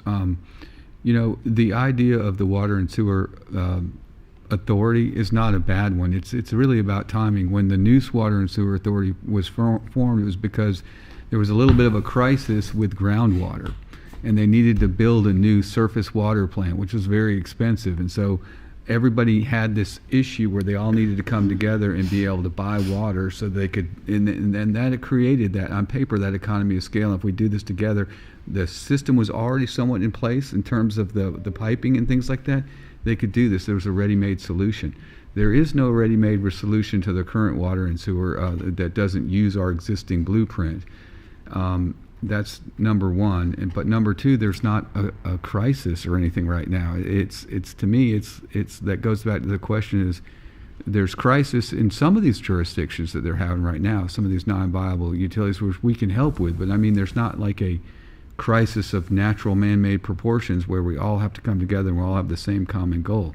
We have managed our sewer system well, and that's why we are where we are. I mean, we could always do better, but we've done pretty well. Mr. Barton, you in your presentation discussed that the state created the distress utilities funds that, and a utility that designated, we self-designated, just putting that out there, and to be able to pursue these dollars. Thus far, all of the work has been out of our one-time money, right? That's correct. You have a $15 million lifetime grant limit. Right. Somebody said in one of the meetings, whose lifetime? I don't know. Yeah, but period. For the purpose of the way that grant was written, my understanding was that for the lifetime of your system, this is your one chance to use this money to explore ways. Yeah. So I also just want to point out to council, right now the city of Goldsboro's pot of money that we applied for and received from the state is what has funded all of this development work and engineering work and works towards partnership. You can also see why, if the city of Goldsboro is not interested in pursuing option A, the rest of the group is, it would make sense for us to continue using the money that is one-time use for us to use it separately to continue pursuing option B. And then if one of them chooses to pursue their one-time use dollars, then they're certainly free to do that if the state's interested in doing that. But I also think that you can see why Mr. Livingston would now be asking council for some direction, given that all of the money expended to date is money that we're not going to get a second chance at. And so the rest of the grant money, Mr. Livingston, I think, wants to have council's direction on what to do with it. Am I correct on that? Before? Yeah, it just provides clarity to our partners that we are of one mind. We want to move forward this direction, and that's what we're looking. That's what I'm looking for. And they also said it at the meeting that we were supposed to take it back to our respective boards and get a verbal yes or no on which way to proceed. Now we'll also add that Goldsboro in this instance has everything to lose and nothing to gain. Everybody else has everything to gain and nothing to lose. Right. You are spot on. Yes, sir. Yep. And that statement seems to have ruffled a few feathers along the way, as it's been said, but it's absolutely reality. So sometimes reality is just necessary, and I'm fixing to break one of my rules, which is complain about something and not offer a solution. So I know that you have been through many of these because that's what you do. And I don't know, I'm not familiar with anyone's merger attempt outside of this one. It's the only one I've been involved in. I've been involved with it for several years since the beginning. And now that we've got through that process and we're where we're at, and we're looking sort of back behind us a little bit, I do not know if other attempts at regionalization that you've made in the past were like this one, in as much that we are 85% of 80% of the player in this. And so from just a reasonable person reaching a reasonable conclusion based on the facts presented, there's no clearer option for the city of Goldsboro than the option B. And I feel like it was that way from the very first sentence that was spoke regarding this subject. So it seems to me that this item has placed the city and the county from minute one in an adversarial position towards one another, because we, from the first sentence that was spoke on this subject, we're of two different opinions, because as Councilmember White pointed out and has been said, the city of Goldsboro has nothing to gain and everything to lose. So that I know I have, as has others, that worked awfully hard since we were elected a few years ago to solidify and strengthen and repair the city of Goldsboro's relationship with the county of Wayne. And there have been people with the county of Wayne that have worked hard doing the same thing, and we have moved that needle, and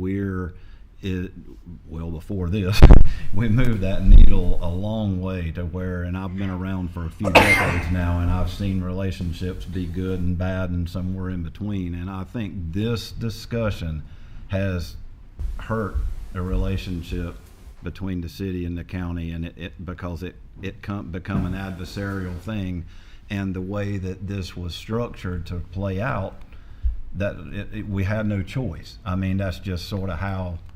But yeah. So looking, it was a forward, tough conversation. Yeah, looking forward, is there, when I say, well, I'm going to complain about something and not offer a solution, is there a way in the future, if when this come up again, if you had 6 players and all 6 of them are on a 6th and they're all going to sit down together with the same marbles, that's one thing. But if you have a similar situation in the future to where you have one of the entities that's 10 times bigger than anybody else, should this whole process played out differently? Is there a way to do this in the next time or in the future to prevent putting 2 people in an adversarial position? So again, I'm complaining about something and not offering a solution. I don't know. Yeah, I don't know if I have a solution to that. I've been involved in these discussions since 2021. I think they were involved. They began way before that. The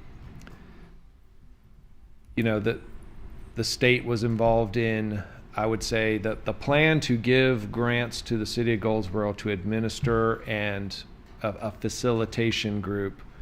That was an idea that was generated by the state. I think we've had a lot of great dialogue, and we all really understand everyone's hot items and all of their opinions, way more than we did 3 years ago. So there's a lot of good that came out of that. I hope that any type of negative impact to the relationship between the city and county is mitigated in the coming weeks and months, and that there's a lot of partnership between the city and county regularly, and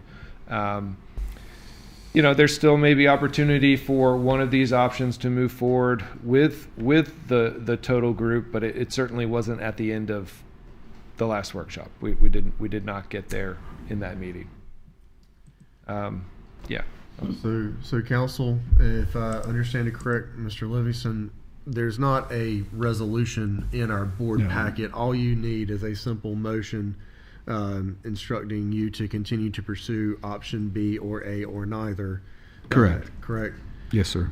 So council, when we are ready, not just cutting to the chase, not trying to stop the dialogue by any means, but once questions are answered, the goal of this discussion would be able to have a motion made that it directs staff and the manager to continue to pursue the paperwork and the framework as illustrated under option B. I'm speaking my opinion now, under option B, and then a second and any further debate and then a vote. Again, not asking for one right now, just giving y'all what I believe should be the outcome from this overall discussion. Yeah, and I will point out, there is I'd sent the number to Mr. Livingston. From the top of my memory, there's a little over 90,000 remaining in the existing grant award. I don't know any reason the state would not allow the city to utilize that even without the other 5 participants. But I would say that is probably an early step, is if you plan to use that money towards advancing some form of regionalization that's different than what we had proposed previously. It's just getting the state's approval, which is not necessarily a difficult thing. It's just a step. Well, at bare minimum, we've got a lot of legal drafting to do. So I think there's a lot of pen to paper time that's going to be billable hours from somebody. Sure. I could be wrong on that, but someone's going to have to do it. So Mr. Livingston, anything further from you, points that have missed? All right, council, done a lot of talking. Other comments, questions, confusions? Is there a motion? I'll make a motion and a comment. And the comment is that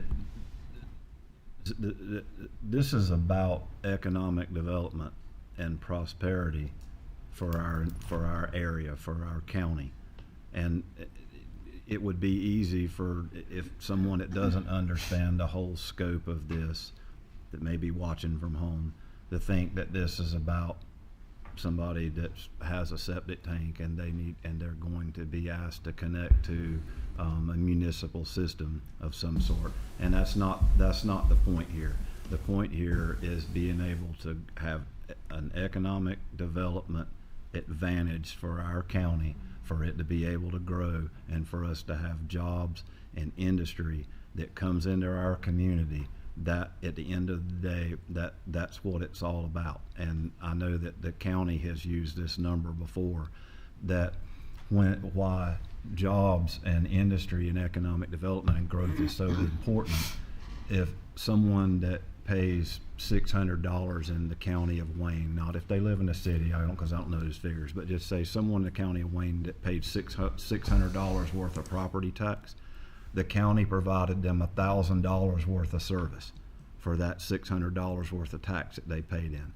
That's not a winning proposition. The winning proposition is when you bring industry and you bring business in, and that is how you grow your community, and that's how you provide and keep your tax base down and provide for your community. And at the end of the day, that's what this is all about. It's all about economic development. And when you look at the south end of our county, we've got an industrial park sitting down there with tumbleweed blowing across it that's been down there forever because Mount Olive situation, they're not able to provide utility.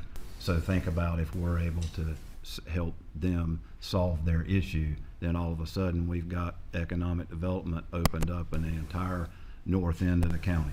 south end of the county. You look at Pikeville, they're up and down 795 and what their opportunities there are. So Or they it's could just, take a look at the end at- of the day, it's about economic development, and my motion would be that I would make a motion that we accept and adopt option B as our preferred method to move forward with this discussion. I second.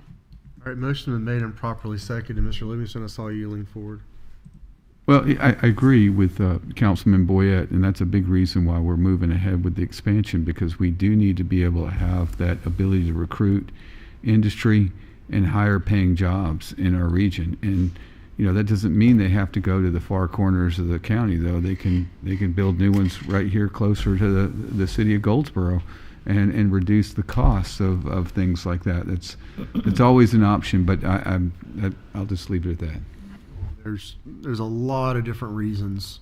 I'll even put another one out there. Agriculture and farms are things that are very important to me. You can tell by my body type. And if we can have a system that enables land that does not perk to be developable through sewer lines, then it enables the county to do things that protects farm that does, or land that does perk for farmland. So there's a ton of reasons that this overall concept is an important thing. Tonight, of course, we're focusing on which option, and we're focused on giving direction to staff for the remaining funds. Motion's been made, properly seconded. Is there any further debate? Hearing none, we will call the vote. Please vote electronically if possible. If not, raise your hand and we will vote by show of hands. Y'all take your time. We are in good shape. All right.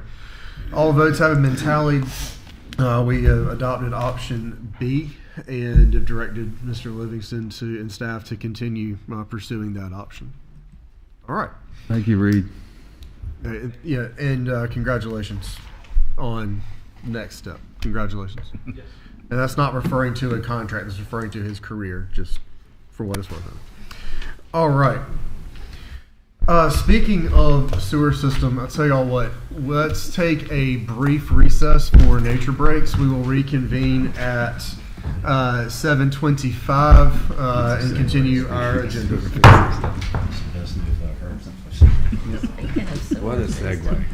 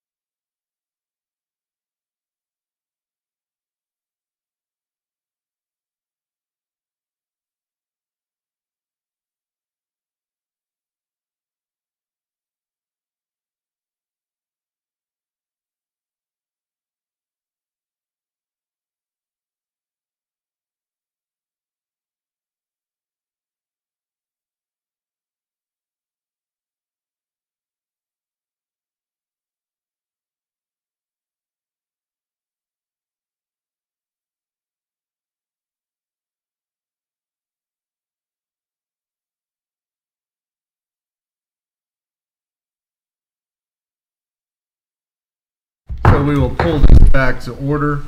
And Mr. Jonathan, if you would, get us back up here for 9.1. And if there are any additional questions when the councilwoman is able to get back, then we'll get there. Good evening. If you would just a second. Perfect. Didn't want to rush anybody or hold anybody up, so that's perfect. All right. All right. Floor is yours. Good evening, Mayor and Council. Hope everybody's doing well. So I've got the pavement preservation program, bringing that tonight. One thing I wanted to mention was, back in 2024, we adopted this program. We got Withers to perform a study for us. $70,000 to do the study. Not only did they rate the streets, as we all know that they're bad, but they were giving us different treatments that we can use on our streets to help preserve the ones that we've been working on. So that's what we have tonight. We got the first iteration of that. We received 6 bids on this project. We did have to kick 3 of them out for insufficient information. There was stuff that we, the process we had to kick 3 of them out. Barnhill Contracting came in at $1,075,461.53. I do want to mention during the pre-bid meeting, we discussed microsurfacing. Microsurfacing was on this project. They informed us that all the contractors that were in there informed us that typically they used to see that coming out as a separate bid, and they at least want $250,000 worth of work. We just didn't have that on the project. We were trying to spend most of the money on reconstructing and resurfacing. So we ended up taking that out, but the bids did come in. We came in under budget. There's an additional $136,538.47. That money is going to roll over into the next budget cycle, onto the next payment program for 26-27. So it is recommended by staff that City Council approve the attached resolution to go with Barnhill Contracting for $1,075,461.53. Do you happen to have in your slide packet the map that showed all the different colored lines from all over the city? I do not. No. Okay. No. Council, we'll make sure it's been discussed before. And I know it's been part of previous agenda packets. But if you would please, let's make sure that with Public Information Officer and with Council that map of where everything is going to be done is distributed. I do want to mention with the new website under engineering's page, there's a link down there to our payment preservation program. You can click on that. It'll take you to it. It's got the dashboard and everything with the map that you're talking about. I'll tell you what, send out the link. That way we can generate some traffic on the feed and get people in the habit like me of actually using the thing. Yeah. It's a lot of work going into that. Okay. Thank you. Yep, LaToya would appreciate that plug. So there you go. So, Council, any questions for Mr. Perry? Hearing none, is there a motion to adopt the resolution of awarding this contract as presented? So moved. Second. All right, motions have been made and properly seconded to adopt the resolution as presented. Is there any further debate? Hearing none, we will call the vote electronically if possible. If anyone is not able to, simply raise your hand and I'll recognize you and you can state your vote for the record. All votes having been cast and tallied, motion passes unanimously 7-0. Thank you. Appreciate it. Thank you for all your work. Thank you, Jonathan. All right, everybody. Next, we'll move to another important item that this council has been focusing on. Item 9.2, Mr. Livingston. Thank you, Mayor. Item 9.2 is approval for a contract amendment with Bobbitt Solutions for our public safety building improvements. I'm actually eager to get started on this project because it's been going on for a while, trying to figure out what the longer term solution is. This is more of a short term fix that they will get into, but it's much needed because of the quality of the working conditions at the current building. But the current contractor, Bobbitt, has developed a proposal which is included in your package for $998,450. This includes HVAC, which is in the men and women's locker rooms, and several other items. But they are here to give their presentation and kind of go over it for us, but just glad that we're moving ahead with this project. Give a quick clicker check just to make sure that technology is working instead of hindering. All right. And once it is, now I need my training. Make sure I go the right direction. You're good. You're good. Good evening. I'm Andy Speck. This is my coworker, Nance Johnson. We're with Bob at Construction. Should you approve this item in front of you today, he'll be your project manager on this project. So I was before you in September where we gave the results of our phase 1 programming for a new public safety center. When we did that, we went through some of the deficiencies in the existing building. I won't go through this in detail, but we've got some settlements, a compromised thermal envelope, which what that means is you're getting excessive moisture in the building, not only like rainwater or groundwater, but also humidity is penetrating the building. That same evening, Ben Lewis, a mechanical engineer from Kairos Project Group, was here and gave his presentation on the mechanical systems and made some recommendations around that as well. And as you'll see, we're going to incorporate some of his recommendations into this. So after that meeting, Kelly Arnold and Jamie Stanley came to us and said, well, what can we do to help improve the conditions of the existing building? Give us some recommendations. Knowing that you'll be in that facility for a few more years. This was our project team. It was a robust team of staff and Bob personnel, to include our architect, Davis Kane. We kind of started with some grand, just a whole plethora of ideas, things that we could do to help improve the conditions in the building. We eventually kind of focused down onto how do we improve the living conditions and how do we kind of improve the building environment, how do we reduce the humidity in the building with a price tag that does not exceed $1 million. So we whittled it down, and here's what we've come up with. Number one of our big concerns was the sewer lines in the building. With the settlement of the building, we were concerned the lines may have deteriorated, or maybe just due to age and corrosion. And I think there were some previous assessments of the building that indicated that that might be an issue. So we cambered the sewer lines of the building. Good news is there are no collapsed sewer lines, so that takes a big risk off the table, because that could be very expensive to fix depending upon the complexity. We also had a blockage that was rendering one bathroom unusable, which we cleared while doing that cammering. And it also revealed the sanitary sewer line, as it gets out to the street, doesn't have enough slope to properly drain, which is why it kind of backs up. Fixing that's kind of beyond the scope of this project, but we do think that flushing it out quarterly is one means of addressing that issue. So what can we do to make the environment a little more comfortable? Reduce the humidity in the building. There are a number of abandoned roof exhaust fans that are no longer in use, but they're there. That allows excessive penetration of humidity from the outside to get into the building. So we'll remove those fans, cap the roof, replace the insulation and the vapor barrier, which is really important in keeping the humidity outside the building. Add 15 dehumidifiers into the building and reseal all exterior wall openings, basically recaulk, and clean the ductwork in the building. And these are all recommendations made by the Kairos group. So the basic intent here is to make the building a little more comfortable. This probably won't solve all the problems. How do we make it a little more livable? Well, what we came up with was renovating the men's and women's locker rooms, renovating the men's and women's bathrooms on the police side of the building. I would characterize these proposed repairs as cosmetic, but it will improve the lighting, fix broken shower, toilet fixtures, and address water damage in those areas on the walls and the ceilings. This visual, I realize is very difficult to see, but what I'm trying to illustrate here with the colored areas of the building, the areas that we're going to touch, you can see the main entrance right there. The arrow's pointing to it in the bottom left-hand corner.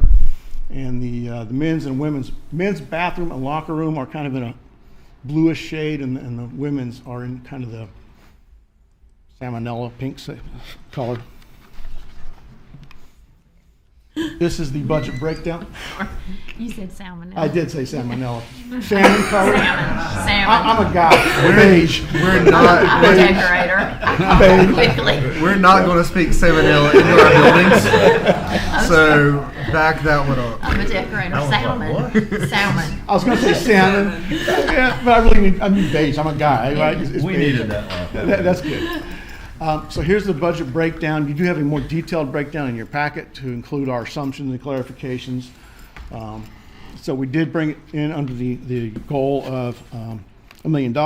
Nash has done this work, working with subcontractors, walking the building, developing solutions and alternate ideas to help get this within budget. So I did want to let you know that from the phase 2 programming, we had almost $30,000 in unused allowances. So we're allocating that to this project as well. And then final steps with your approval. We do have to complete drawings and get this work permitted, so that's probably 3 months. Issue subcontractors. So therefore, we would start construction late August. The duration is expected to be 15 weeks. Because the building's occupied, we're phasing the work, so we'll hit the women's bathroom and locker room first. That's expected to be done in early December, and then followed by the men's bathrooms and locker rooms. We'll be ready into February. And you do have a more detailed schedule if you wanted to look at it in your packet. And that concludes what I had to say. Any questions? Anything we can answer for you? I'm gonna poke on one thing that you said when you're talking about the different bathrooms. You described those as cosmetic. I think that we can probably debate if it's cosmetic versus truly functional or not. But if it is more of a convenience as opposed to a necessity, are there other items that in y'all's assessment are high priority that should be addressed in lieu of something that is, as you described it, cosmetic? So maybe cosmetic was a poor choice of words. When we started this, I was trying to keep the work to be a replace in kind type of project where we did not have to go get permits. So that, to me, that's cosmetic. But no, this will improve the condition of those bathrooms. There are, if you go back to one, there's missing handles on sinks and shower handles and broken fixtures in there. This will improve that space. So Okay. it is more than just making it look better. Okay. Just wanted to- It'll make it a space where hopefully they don't mind going and taking a shower and get cleaned up. Okay. Council, other comments, questions? I do have one question. Yes, sir. You mentioned the slope, and that's out of your scope of work for fixing the slope, and that you will blow it out. But wouldn't we still have that same issue if we don't address the slope problem?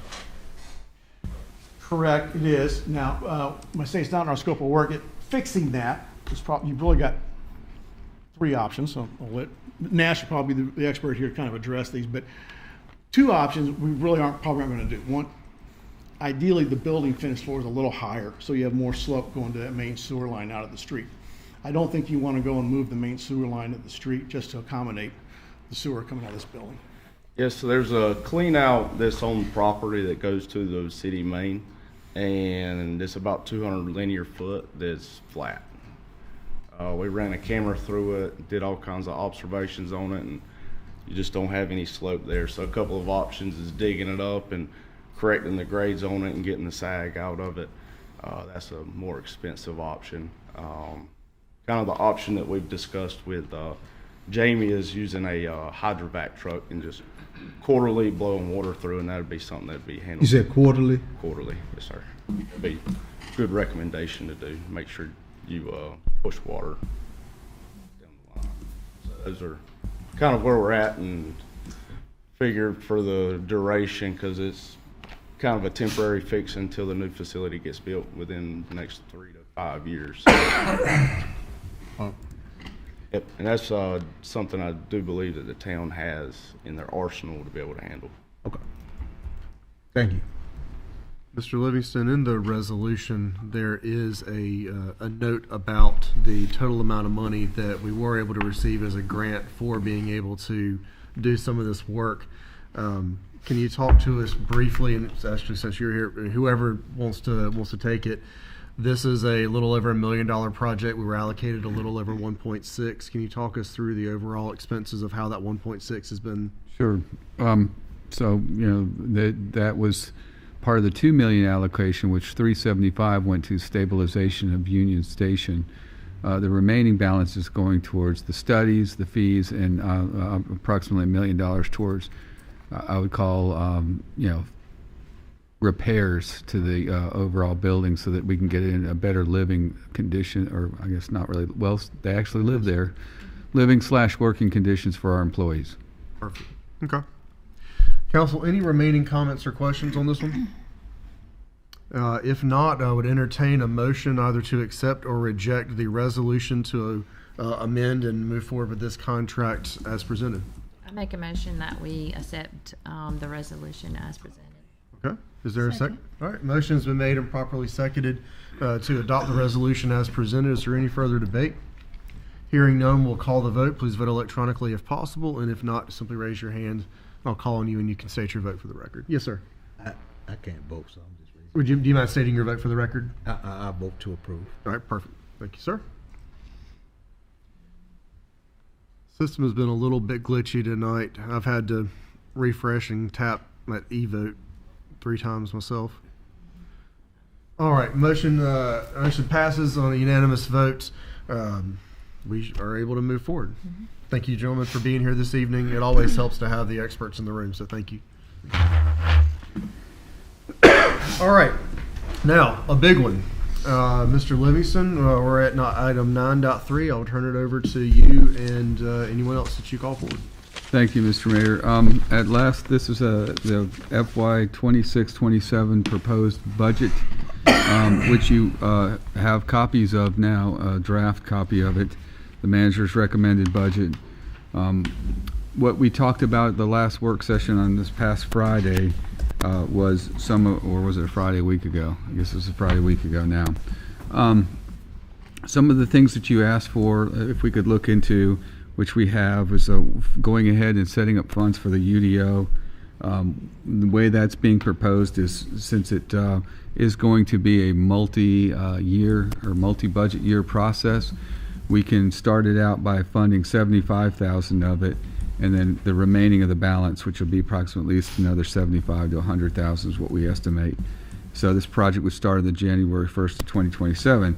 You also asked for an interest in funding compensation for part-time temporary employees. We feel like we can do that within the budget. We're going to come back with a policy amendment on that.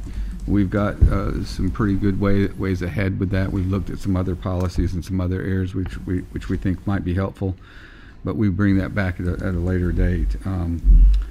The lighting, we had to briefly discuss that. I think our way ahead with that is going to be to continue to consider what the Travel and Tourism Board is recommending, and then take it back to you as we get the final numbers there, and see if there's an option that we want to look at in terms of cost saving to pull some money out of one of the strategic reserves if you're feeling good about the project and want to see what the savings are and want to do that. But those were some of the things we talked about that I recall off the top of my head that were the rest of the council seemed to wanted us to address. And then again, you've also had the budget book. So what we really wanted to do tonight was to introduce to the public overall budget summary, and Catherine's going to give that. Similar to what you've already seen, so I apologize in advance if you're seeing it again, but you get another opportunity to refresh where we're at and how we got here. Just a couple comments before I bring Catherine up. Of the things, the goals of this budget was to meet what the objectives, what the city council said, and what the citizens needed, and fund as much as we could the high priority items of our capital improvement plan. So I don't want you to think that this budget started in January, because it really kind of started way back even before that, when we were actually in the fall of last year when we were developing our capital improvement plan. A lot of the expenditures that we've set aside in this $103 million budget, the growth expenditures from the $10 million from the $93 million to the $103, is mostly because of the planned expenditures, those high priority items, things like the street repaving program. $2 million is going towards that, so we can continue to make real world improvements on the ground that people can see, that people can benefit from.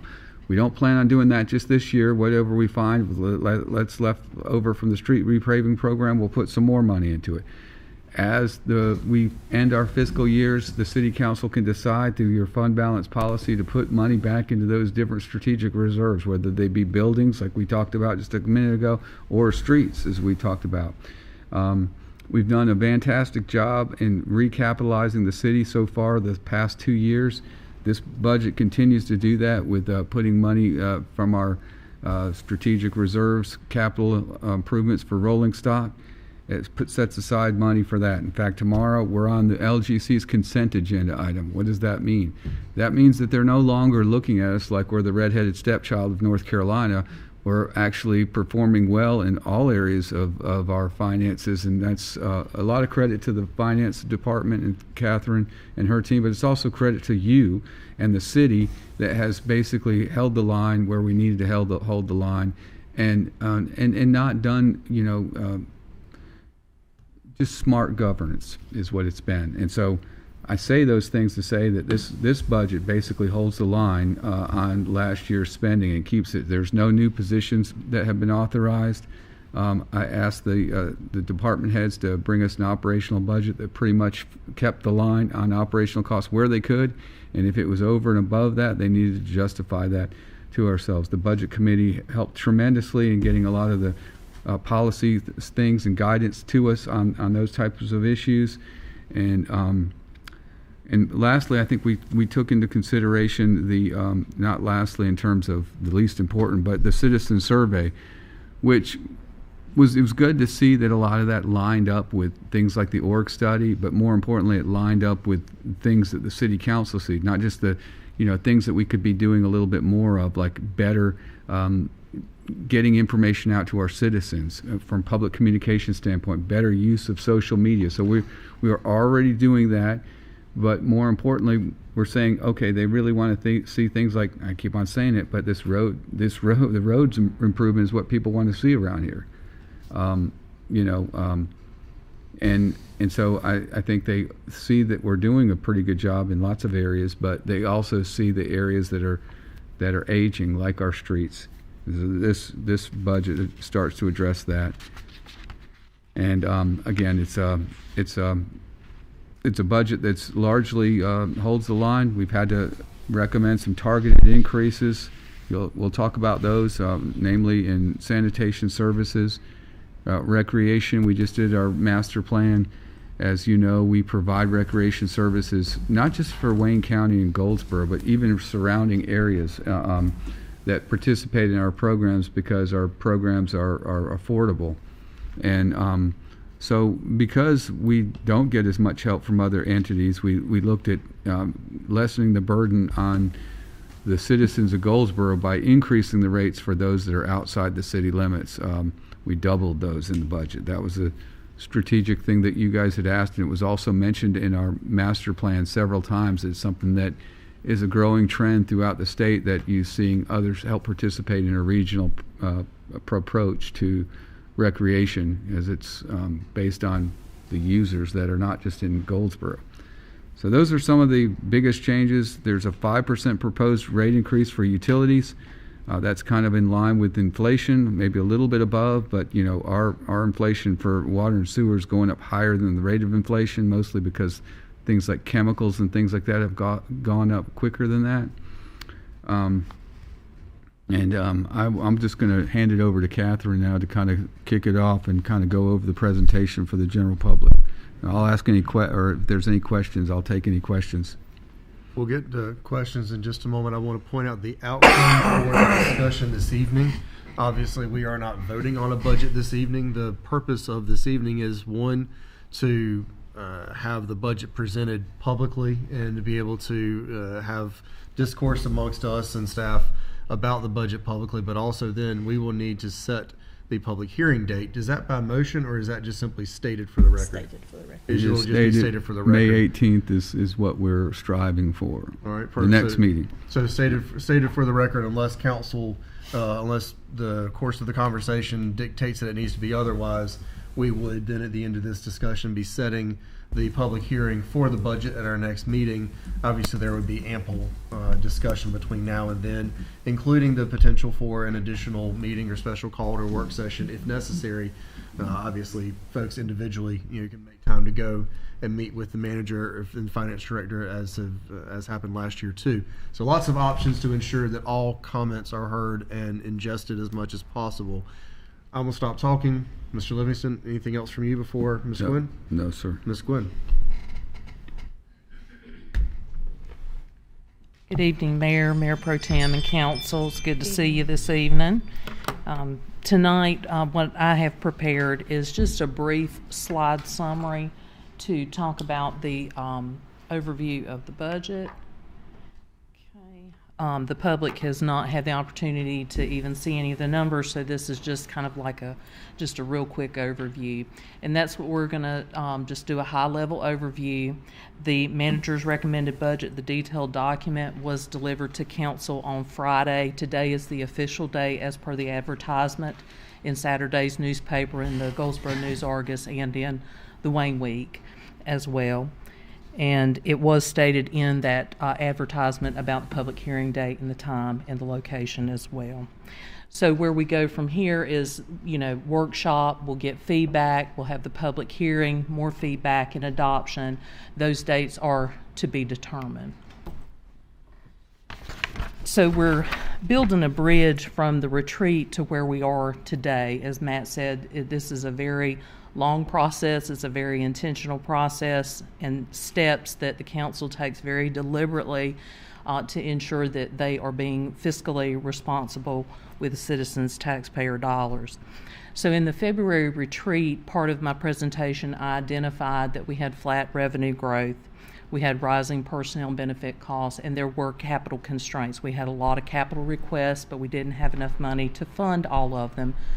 The Budget Committee did meet multiple times during this process, and the budget reflects, the 27 budget that's presented reflects the council and the Budget Committee's direction in that.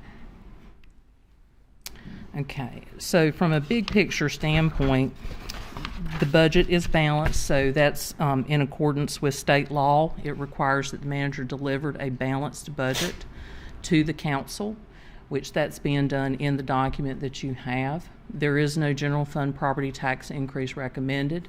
There are some targeted fee adjustments included, and we'll talk a little bit about the personnel and benefits, the COLA, the merit, and the bonus.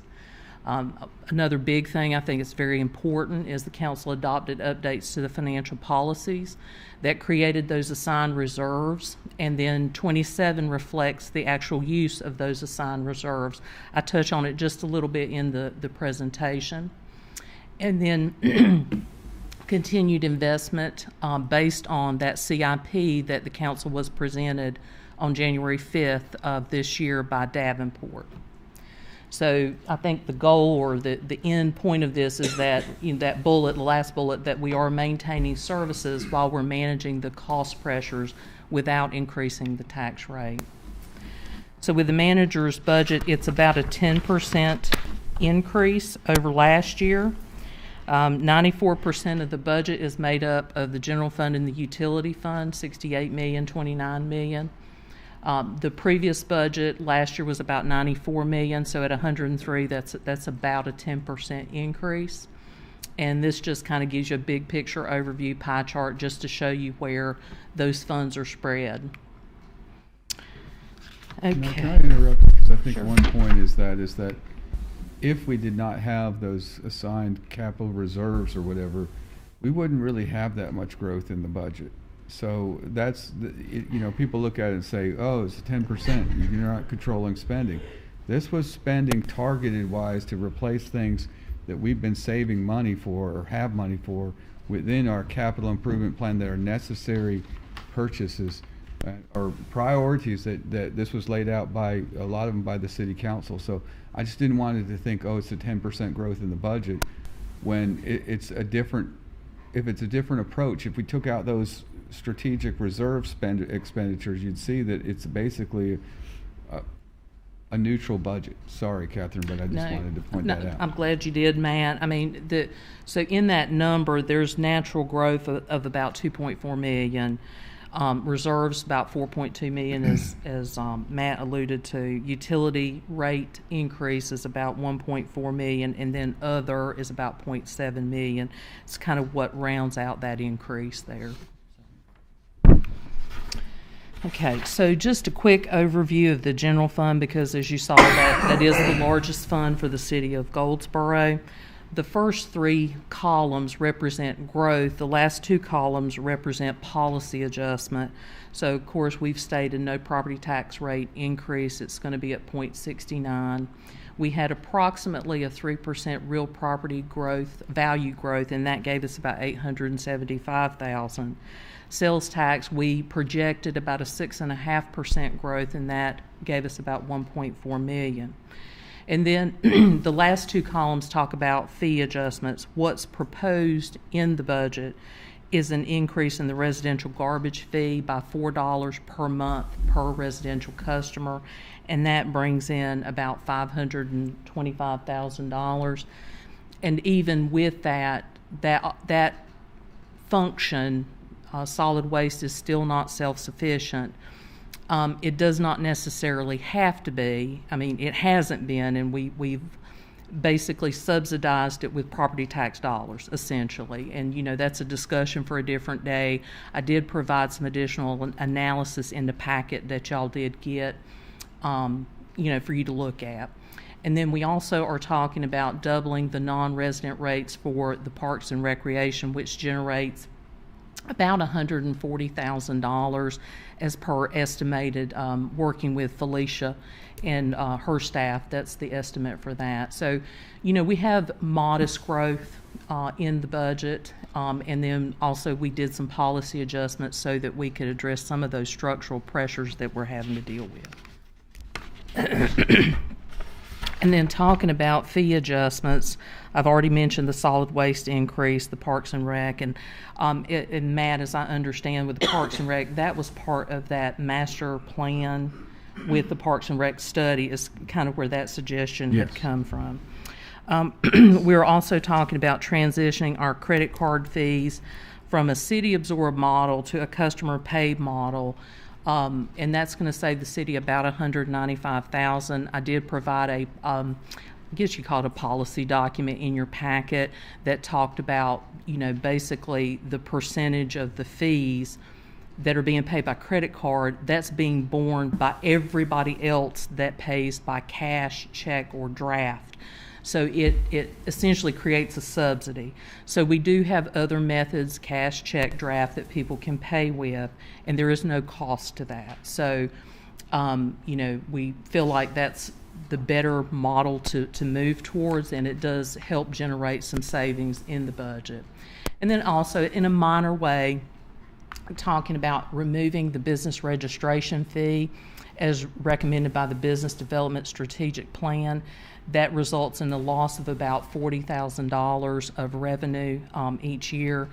It is a significant amount of work goes into that, and what we found is really there wasn't a lot of use of that data. So it's good that the Business Strategic Plan also identified that. So we are trying to work towards some cost recovery and then also support economic development in that sense, because that's not another layer of burden on businesses that are doing business here in the city. Within the other funds, utility fund, Matt alluded to this as well. We have a 5% rate increase, and this is based on the Stantec modeling. We are anticipating adding tiered rates August of 26, which is the billing period for July, so that's what we're trying to do. We anticipate that will be able to be done in August, and then there's a very small compost fee increase that's included. Downtown MSD, we're looking at the rate being reinstated from 0.156 to 0.235, which was the reappraisal rate that was there. Stormwater occupancy and other miscellaneous funds, there's no additional changes that will be recommended. Okay. So go back just one slide if you don't mind. So the downtown MSD, I know that there are a lot of stakeholders that are there.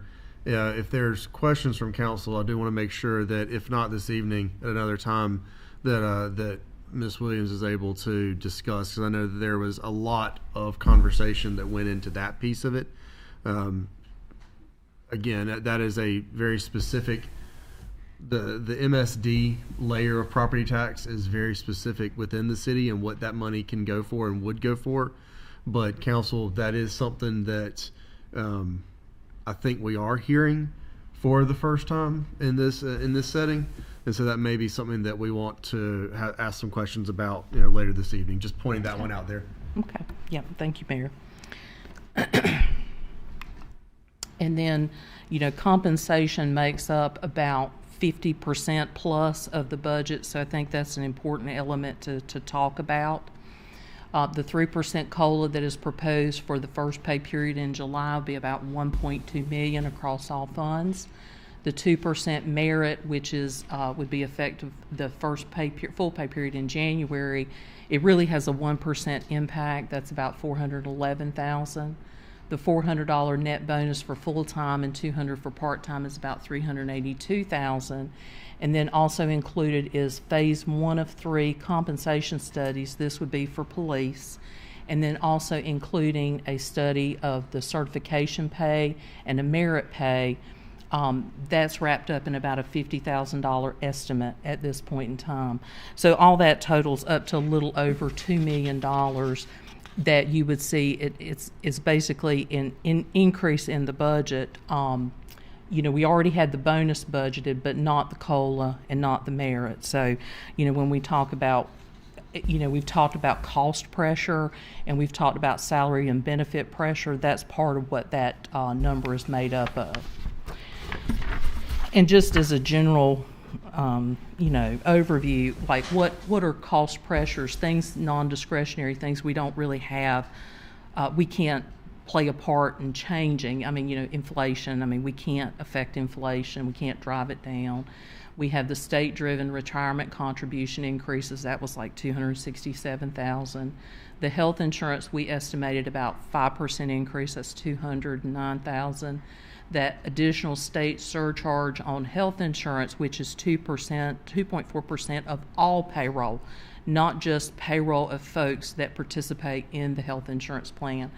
That's the biggest one, $817,000, and then of course certification pay that's in the budget. Those increases for this year is about $360,000, and that totals up to about $1.6 million. So these are very big numbers and very impactful on our budget.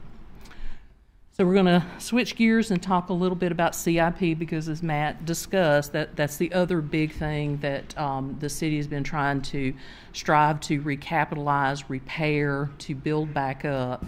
Again, the council was presented this CIP in January. We talked about level A, level B, level C. Each one of those things had criteria about like health and safety, things that were just advancing. There were program advances, things of that nature. So this is just a high-level slide to talk about what got funded. So level A was $4.6 million, level B was $2.7. I think the important part of this slide is talking about the deferred. So what we couldn't afford to purchase this year that was in that level A, level B category was, or B and C, was $4.2 million, because we funded all of level A, okay? We couldn't fund all level B. I think level C only had one item for $25,000 in it, but we couldn't fund $4.2 million. So that now pushes forward into fiscal 28. So instead of it being around, I think it was around 10 million, 10 million, it's closer to 15 million now. So 28 is going to have a lot of pressure trying to decide, what can we fund, what do we need to fund. So I just wanted to point that out for your benefit. And then on just the key capital, I think probably the biggest thing that this council has said, and they said it last year, is street paving. So there's $3.2 million in the street paving. That's made up of $2 million in assigned reserves, and that comes from that street paving reserve that the council approved setting up. $1.2 million will be PAL bill, which is actually in a special revenue fund.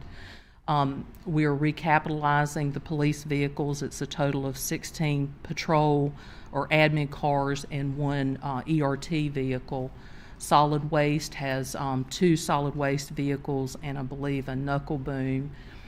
Computer servers, we had an issue with our servers, so we want to continue to replace those so we have a reliable IT infrastructure. We've talked about the Bryan Multisports Complex lighting for the fields, a street sweeper for the stormwater fund, and then the City Hall, those are the HVAC controls was the other. These are the big ones that we're talking about. We're going to switch gears just a little bit and talk about assigned reserves. So these were basically we had unassigned fund balance. We took about $10 million out of the unassigned and put it in buckets. That's what the council, they passed the ordinance to update the policy, and then we did a resolution and then actually divvied the buckets up. So we started with $10 million. We've got planned uses of about 4.2, so that means our ending reserves are going to be about 5.7 million. So the slide, the graphic, just really reiterates all of that information.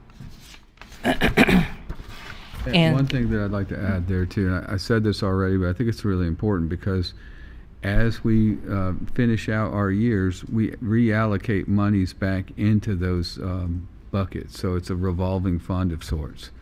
So hopefully we'll be able to keep on, and that's how we are planning on funding our CIP where we can. Okay. And so the use of the reserves, we've talked a little bit about when I talked with the CIP. There are a few things that I didn't speak about. The facilities assessment that will be done out of the Public Works Department.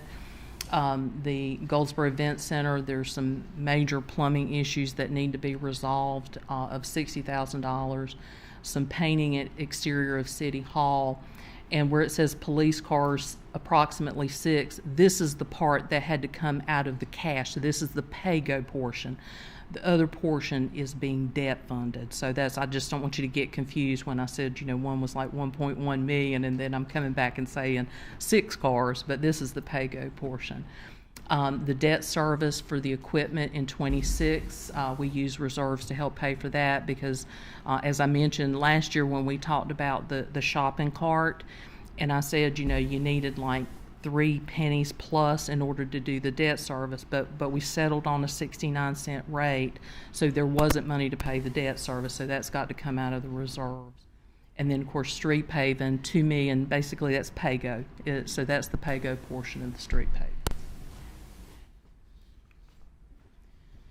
And so just key takeaways, our goal was to maintain financial stability, no property tax increase. We targeted the use of the strategic reserves, targeted fee adjustments. We have continued cost pressures that we have to deal with. But we feel like that the budget reflects the council and the direction that we received in order to deliver the city council the required balanced budget. So, public hearing May 18th. Adoption is to be determined based on the discussions with the council. And then again, I provided these list of detailed reports to the city council just for your information, but also you have your detailed budget book as well. So that's all I have. Bruce, and how would you like to proceed this evening? Well, I think the first thing to do is just ask the question if if there's any outstanding issues that you don't think were addressed or need more clarification, and proceed forward. Council, are there initial questions? A couple. So the necessary increase for the solid waste for trash, that was all due to the increased costs from the county for the tipping fees, or is it? That's primarily the reason. In the last 3 years, there's been cost increases going up there, and we've not made those adjustments. But the Public Works Director and Finance looking at it was like, well, we can keep on trying to absorb those costs and have the property tax pay for it, or we can increase the fee. So we chose to propose increasing the fee. Okay, and the second or the last question, when we decided or it was decided to present in the budget, what our scale difference is going to be for Parks and Rec for city residents versus out of city residents. How did we arrive at the figure that is for out of city folks? I mean, I know it's double, but I'm sure there was some science to why it is. If there is, I'd like to know how. All I want to know is how we got to that. There wasn't really a lot of science behind it, other than, the folks that are inside the city limits are paying both city and county taxes on a property that would be valued the same amount. Okay, so since they're paying both city and county taxes, it seemed to make sense that they should pay twice as much on a recreation program. That was the logic there. Okay, well, I asked a question, you gave me an answer. That was my logic, and I'm sure it's probably flawed, but I've seen that elsewhere used. So, but they're not paying any for any fees regarding recreation services. So, whereas our citizens are paying both a city and a county tax, so on this particular service, when you boil it down, it would make sense that they would pay twice as much as the residents, because they're not a resident and they're not paying the city and county taxes. Okay. Well, I think we needed, or I feel like I would need a talking point because I know this council's already agreed that there needs to be an increase in funds on that side. I think we're all had reached consensus on that. But to be able to have a talking point when somebody says, well, I can't afford to now to send my kid to item X because the price just doubled. I just wanted to know how we got there, and I understand we need to be looking after our folks, but still the other folks, if they ask a question, I want to have something to answer with. So that was the reason for my question. So that's all I've got, Mr. Mayor. I'm not far enough along yet to have much more than that. I'm still neck deep in my book. Yeah, understood. But we're ahead of schedule, so that's right. And this is not the only chance you can have to ask questions. Mr. Livingston already has also stated that he wants to have the opportunity to meet with everybody as you're able to get your thoughts together. Council, what else right now? I know there have to be other questions. Yes, sir. I've already spoken. Yes, ma'am. Yeah, I've already spoken with Matt about some concerns that I had, and I'm kind of filtering through. I like looking at the summary first, and then going back looking at what the city manager has done. And so I've gone through and I've talked to him a little bit about some things already. Good. Yes, sir. One is I still would like to see, as far as the utility rate is concerned, I would like to see how many of our constituents use more than the 5,000 gallons. So I can know what route, so I can make an informed decision. Also, I would like to see on the Bryan Multi Sports Complex, what would the bill, our utility bill, grow to? Because we'll be the one stuck with paying the light bill out there if we do light those fields up. So what does it grow to? So what would our utilities approximate? So because it's not just funding the lights, but we'll have a ongoing we started that increase in utilities. So I would like to see that as well.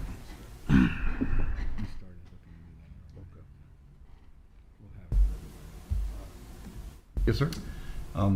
To Councilman White's point, and I was just going to say this so he would know, I had asked staff to provide some numbers that what the tiered system would do to a customer utility bill at the 5,000, 3,000, and then one at what my use is as a minimum use, because I want to see that and see what the savings will be for folks on the different tiers, so that I can make a decision on how I'm going to feel about the trash rate.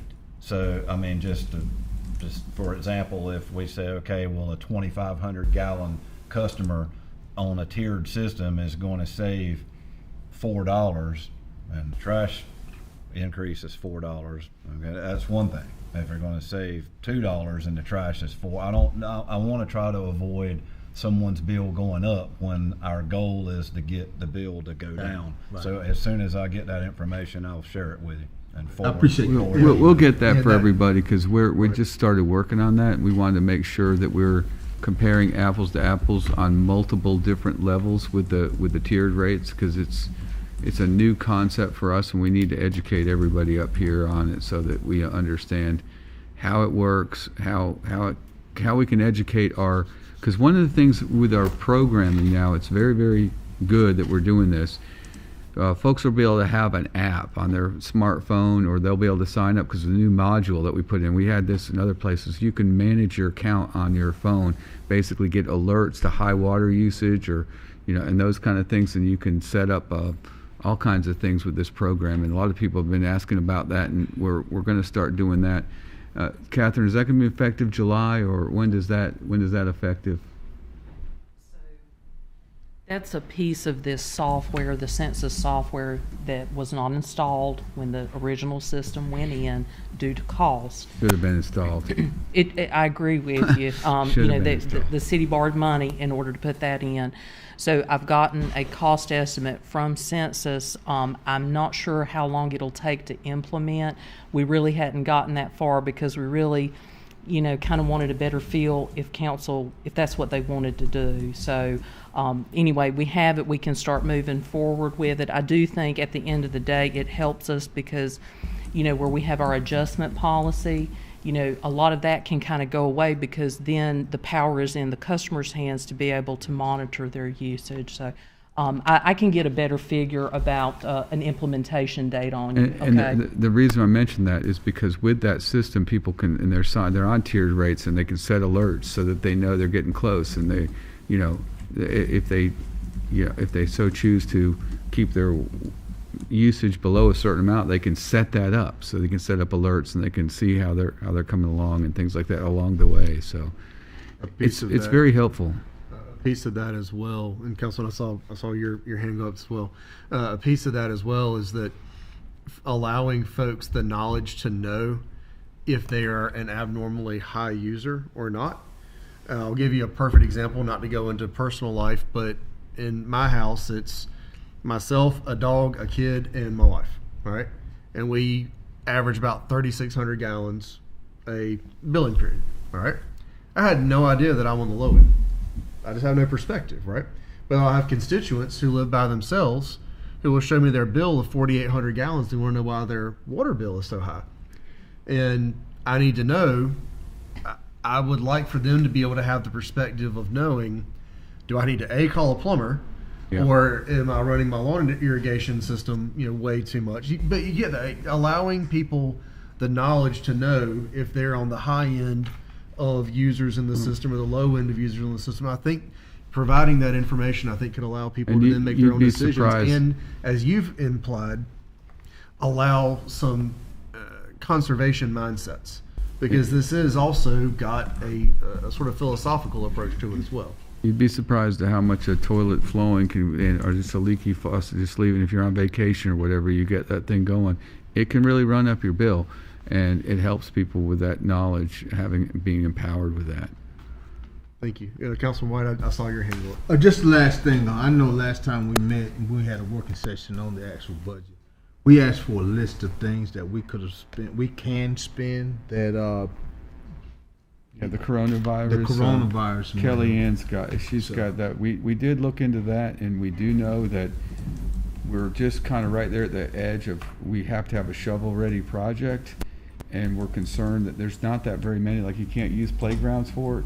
Like, we are going to get the South End project done. We're going to start bidding that for the playground at the end of this month, but we can't use it for things like playgrounds. And I don't know, Kellyanne, if you've got any comprehensive list at this time. I know you're working on that. I don't mean to call you out on it, but we are working on that. Okay.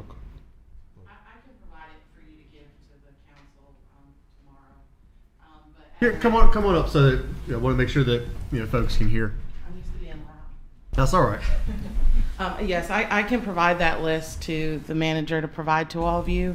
But as he said, the real issue is the time crunch of it all, because we have to spend this money by September 10th. And so the issue is, for example, if we were to come up with a really great project, procurement, right? Maybe there's some construction we can do to another park, but could we get through our procurement process fast enough in order to spend it by September 10th? Not just start it, but actually spend the money and draw it down from HUD. And that's going to be the difficulty. So, I have a question. Yes, ma'am, please. When it comes to that HUD funding, is it specific for LMI communities? It is. Because my concern is the area we're currently targeting in an LMI community? The Bryan Multi-Sports Complex, that census tract is considered LMI. It has 51%.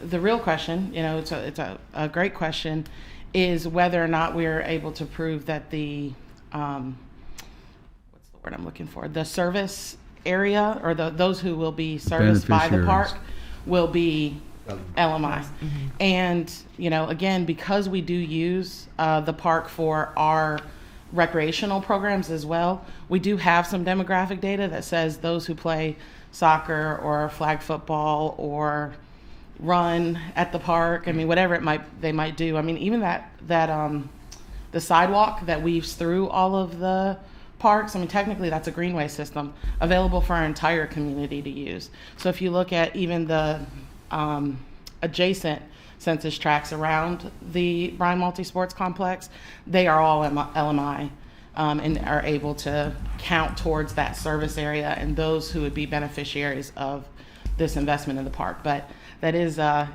is part of my homework, is being able to justify that enough that of course the CDBG is warranted as a spend there. But I do feel confident just by the research I've been able to do so far. Yes, sir. I realize we've had a lot of staff turnover since COVID, but did we, it's just a question, did we drop the ball somehow or another and miss an opportunity to use that funding, and now we're in a jam? It's just a question. It is, and that point has been raised, and I think it deserves an answer. I think that if the answer is not available at this moment, again, the point is to be able to utilize it, but you're absolutely correct. I know that point has been brought up by multiple council members of, yes, we got to resolve this. We also got to figure out why are we just not resolving this? And if there is a response, I think it would be good to be able to offer it. I think the response is we've been trying to dig ourselves out of the backlog, and we're digging just as fast as I can of being behind on things in terms of our projects. And this one is one that's a little bit more challenging, not to make excuses, but the coronavirus funds, it's not like regular CDBG. You had to tie it back to the virus, and there's only so many eligible expenses. So I think, trying to identify projects has been a real challenge with this one. It's traditional CDBG funds is not so much. We've had trouble or challenge just executing those funds. We're doing that now, but we couldn't find a good project. At least that's what my memory serves. We just were drawing blanks with that one until, to Kellyanne's credit, she says, you can use that for that. And I was like, okay, good. So, but. Sir. So, one more thing. I'm extremely happy regarding pavement and the where we've arrived at being able to spend some money, and the manager is, in just general conversation, he's shared with me his vision or plan to be able to ramp that up more and more. And it's really, as we all know, that's the first thing that people notice when they pull out of their driveway is what kind of shape is my street in. And when us getting that contract approved tonight, it's rock and roll time. There's fixing to be, people are going to be able in the next few years to look in all four directions and see a paving machine running, and that's good news. And back to your reference, Mayor, on your water usage, I did the same thing, and by to show the difference, I'm a single person household, and my average is 1,175 gallons. So I'm on my bill is just about as cheap of one as you can get. So I want to see what that tiered system would do to that minimum bill, and I'm glad that we're now at the point where we're going to be able to implement the software and the app on our phone, because I'm a prime example of several months ago. I had a high bill and I didn't notice it until the second high bill come, and my water heater's under my house and it was leaking, but it was leaking into the ground, and I had no idea it was leaking until the high bill comes. So if I can have that app and set that up and put the threshold on there, then I would know that something's going on. So that's positive for our citizens as well when that's implemented. So, Council, anything else? I'm going to ask one, and this one is, if you don't mind taking for me, or Mr. Livingston, whoever, talk a little bit about the MSD. I know that is the idea of even moving a layer of property tax right now in our current political climate, I think is risky, but it's calculated risk. And I think that the two of you have talked through what value you want to be able to clearly deliver for that. What is that? And I've gotten bits and pieces of it, but let's get it out there publicly.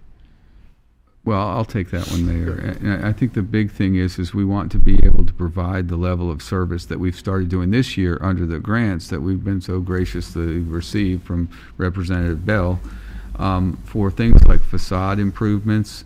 We'd also like to do some other types of grants. And if we, his monies are going to be used up, and if we don't have a revenue stream to continue those things, such as maintenance of downtown, which I think is critical. Now we're using Fulcher's landscaping, so we instead of having to use the general fund, even though it's applicable and we could use it, there's nothing wrong with that, but the people that are benefiting most from those programs, particularly things like directly like the facade grants, and we want to be able to continue those, we need a stream of revenue to be able to pull from. And what better to use the downtown development district for that stream as opposed to the regular property tax.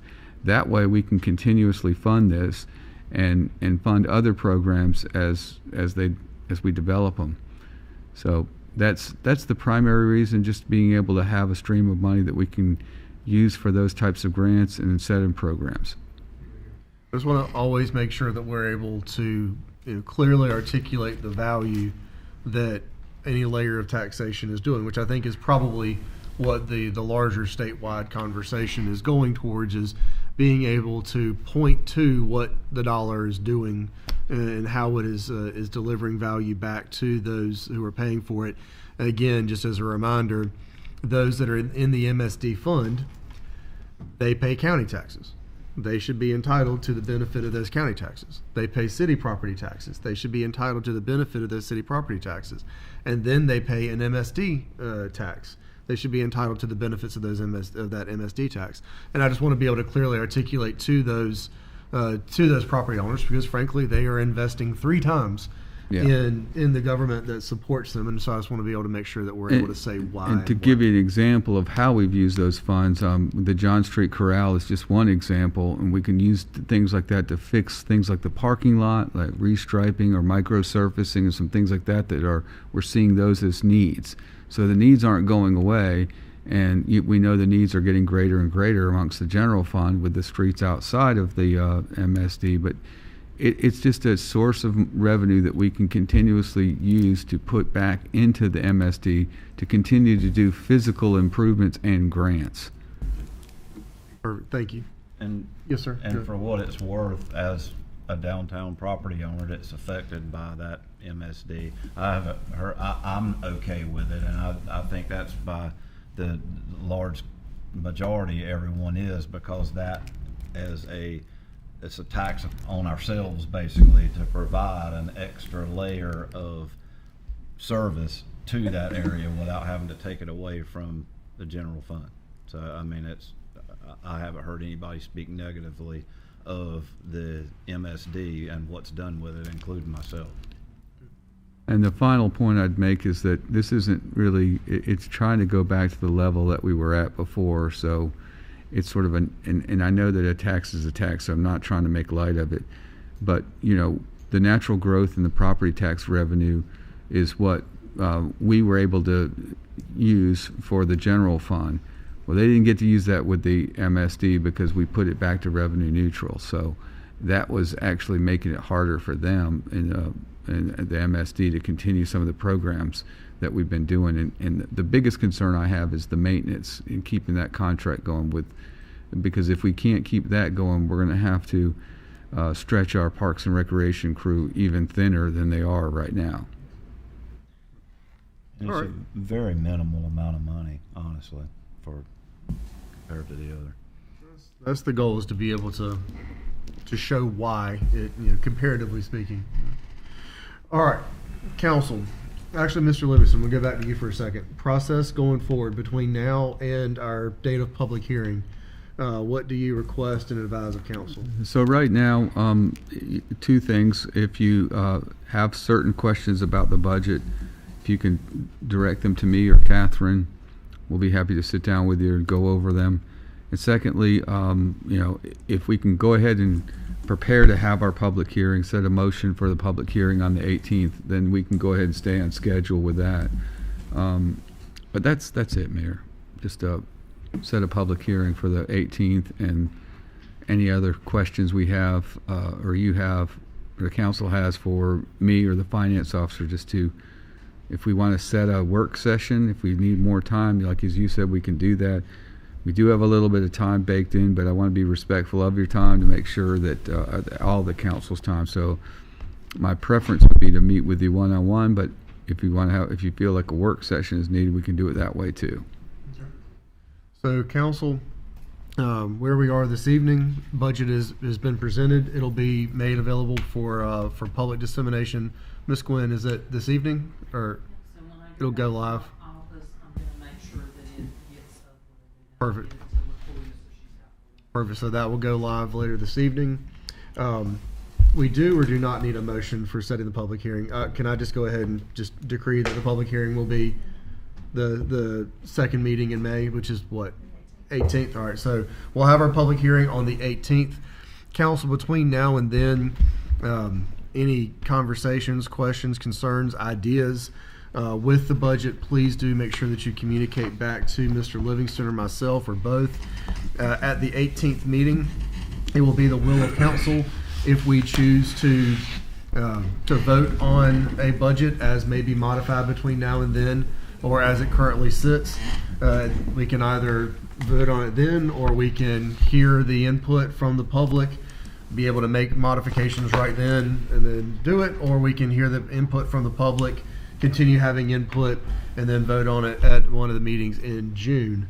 But we are in a good spot time-wise to be able to do this thing. Second meeting in May, first meeting in June. Either way, we're in a really good spot, I think. I'm seeing nodding heads, so I'm hoping I'm not making that up. All right.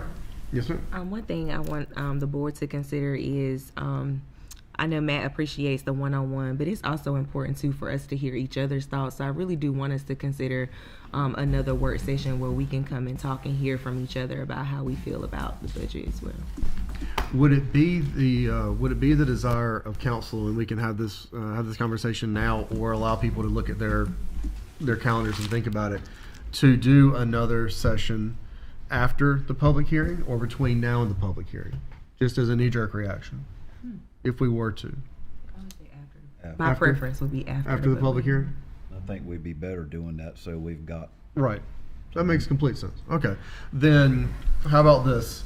Everyone check their calendars, and we will have a conversation between now and next meeting, and then we'll be able to announce the date of a special call or a work session after the public hearing, assuming that that's still the desire of council. But I think that would certainly be a positive thing. So if there's nothing else to come forward on item 9.3, and I don't see anybody else grabbing their microphone, then I will move us off of that and move us to section number 10 on our agenda. Everybody, thank y'all for your work on this budget, getting us to where we are now. Again, we do have plenty of time on this, so if there's ideas and recommendations and all those things, please make sure they come out. Mr. Livingston, your report. Just a couple items very briefly here. We're still experiencing drought conditions, so we're under the voluntary water conservation. River levels are at 52 feet, or is it 52 inches? I'm not sure. Okay, yeah, that would make sense. Yeah. We wouldn't be under voluntary. Yeah, feet's a different conversation. That's a flooding conversation. Yeah. So that's one thing. Just keep that in mind, and it looks like that may be going forward for next few weeks unless the climate patterns really change. And this week we also have the City Vision Conference. I did act as your delegate. Thank you for electing me to be the delegate to the League of Municipalities. Voter representative. That's all I got, Mayor. Okay. Well, then with that, we will move to section 11, which is mayor and council member comments. It is the first meeting of the month, and as such, we will continue with our tradition and begin with the representative from District 1. Ms. Jones, the floor is yours. Yes, thank you. I'm real excited about the 8 new buses that we have with GWTA.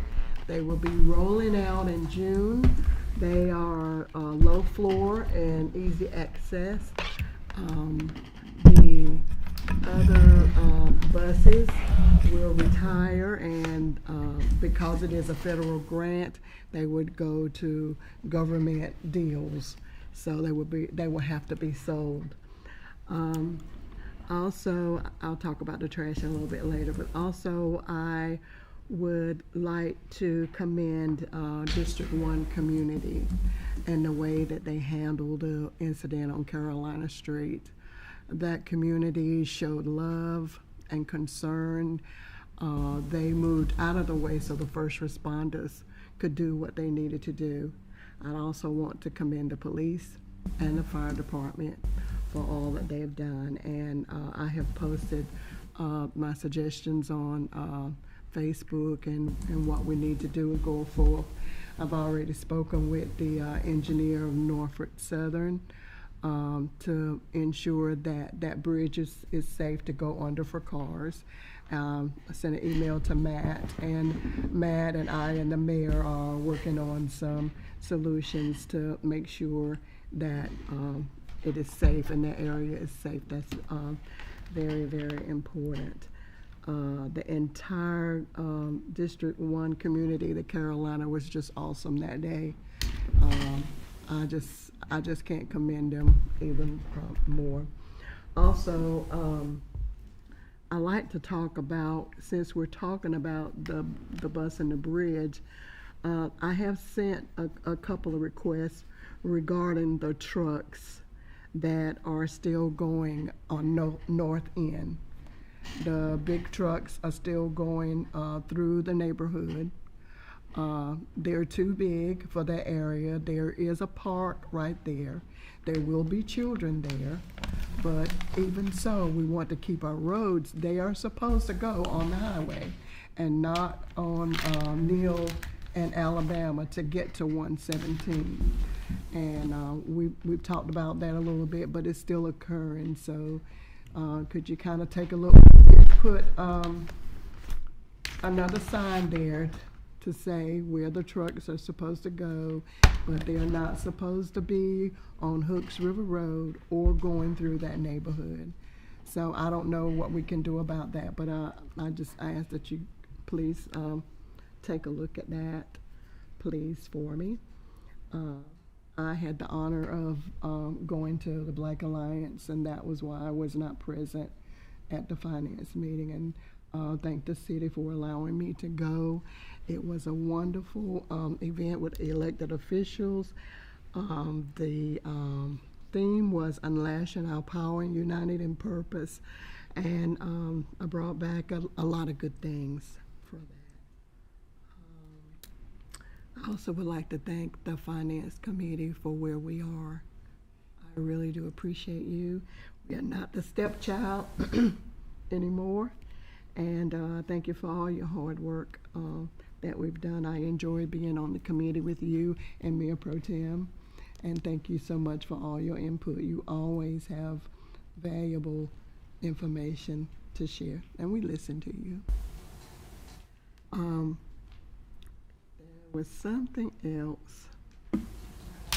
I wanted to say Happy Mother's Day for those mothers, and also for the women that nurture children, because there are some women that don't have children, but they do pour into the children in our community. And so, thank you for that. And that's all I have. Sir? No comment, Mayor. Ma'am? That's what I was laughing at. I told her I was going to have no comment.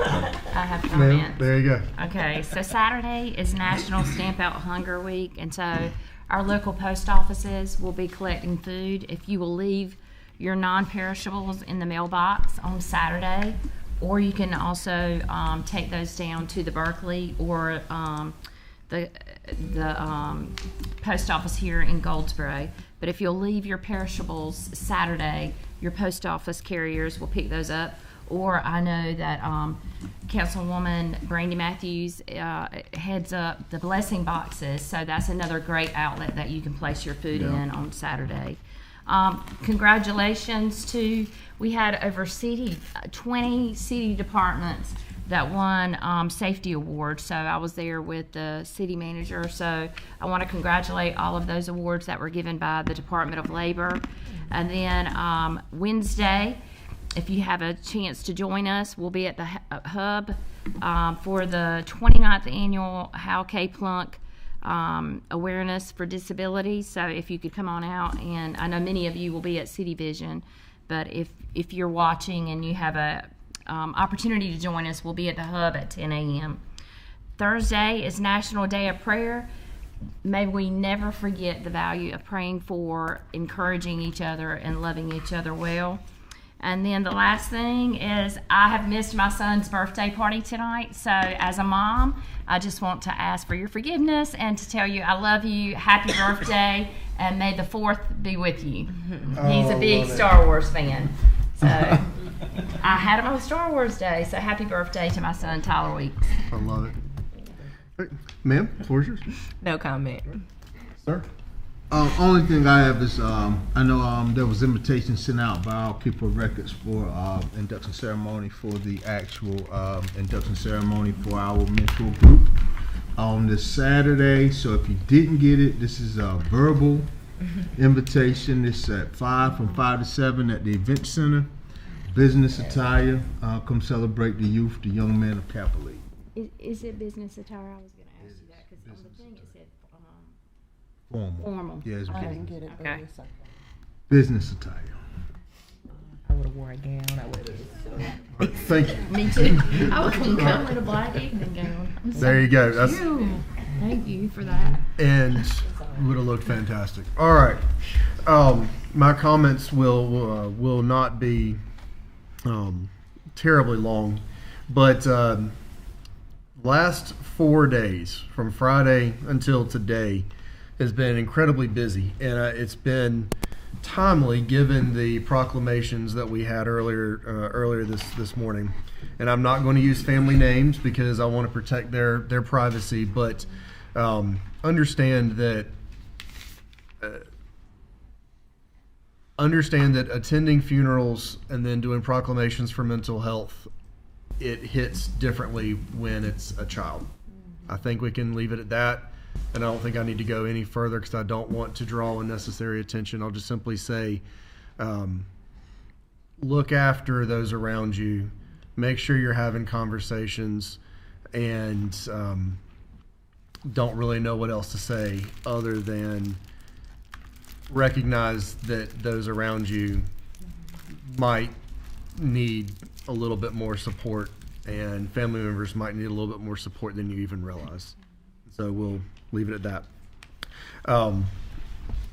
Also watched a very good friend, say goodbye to his mother this weekend. And again, we'll not use family names, but to he and his entire family, heartfelt condolences one more time, and wish the best for y'all as you continue your journey of healing. And then 2 moments of celebration is the highs and lows of the weekend for sure. A change of command for Lieutenant Colonel Robbie Rutland taking over the 77th in the 916th Air Refueling Wing, a person who has adopted Goldsboro as their home for over a decade now leading a squadron of refuelers, and then the colonel taking over the 916th as a whole, his assumption of command on Sunday morning. Just an incredible weekend of highs and lows, and all I'm trying to say with that is make sure that as you're around folks and you have folks that are close to you, if they're celebrating, talk to them. If they're mourning and if they're kind of trying to figure out what their next step is, even silently, talk to them. Crack that window open and try to engage. With that, I'll close with this. To all the mothers by birth, by choice, however you choose to do it, thank you for what you do. And we certainly would not be where we are without you.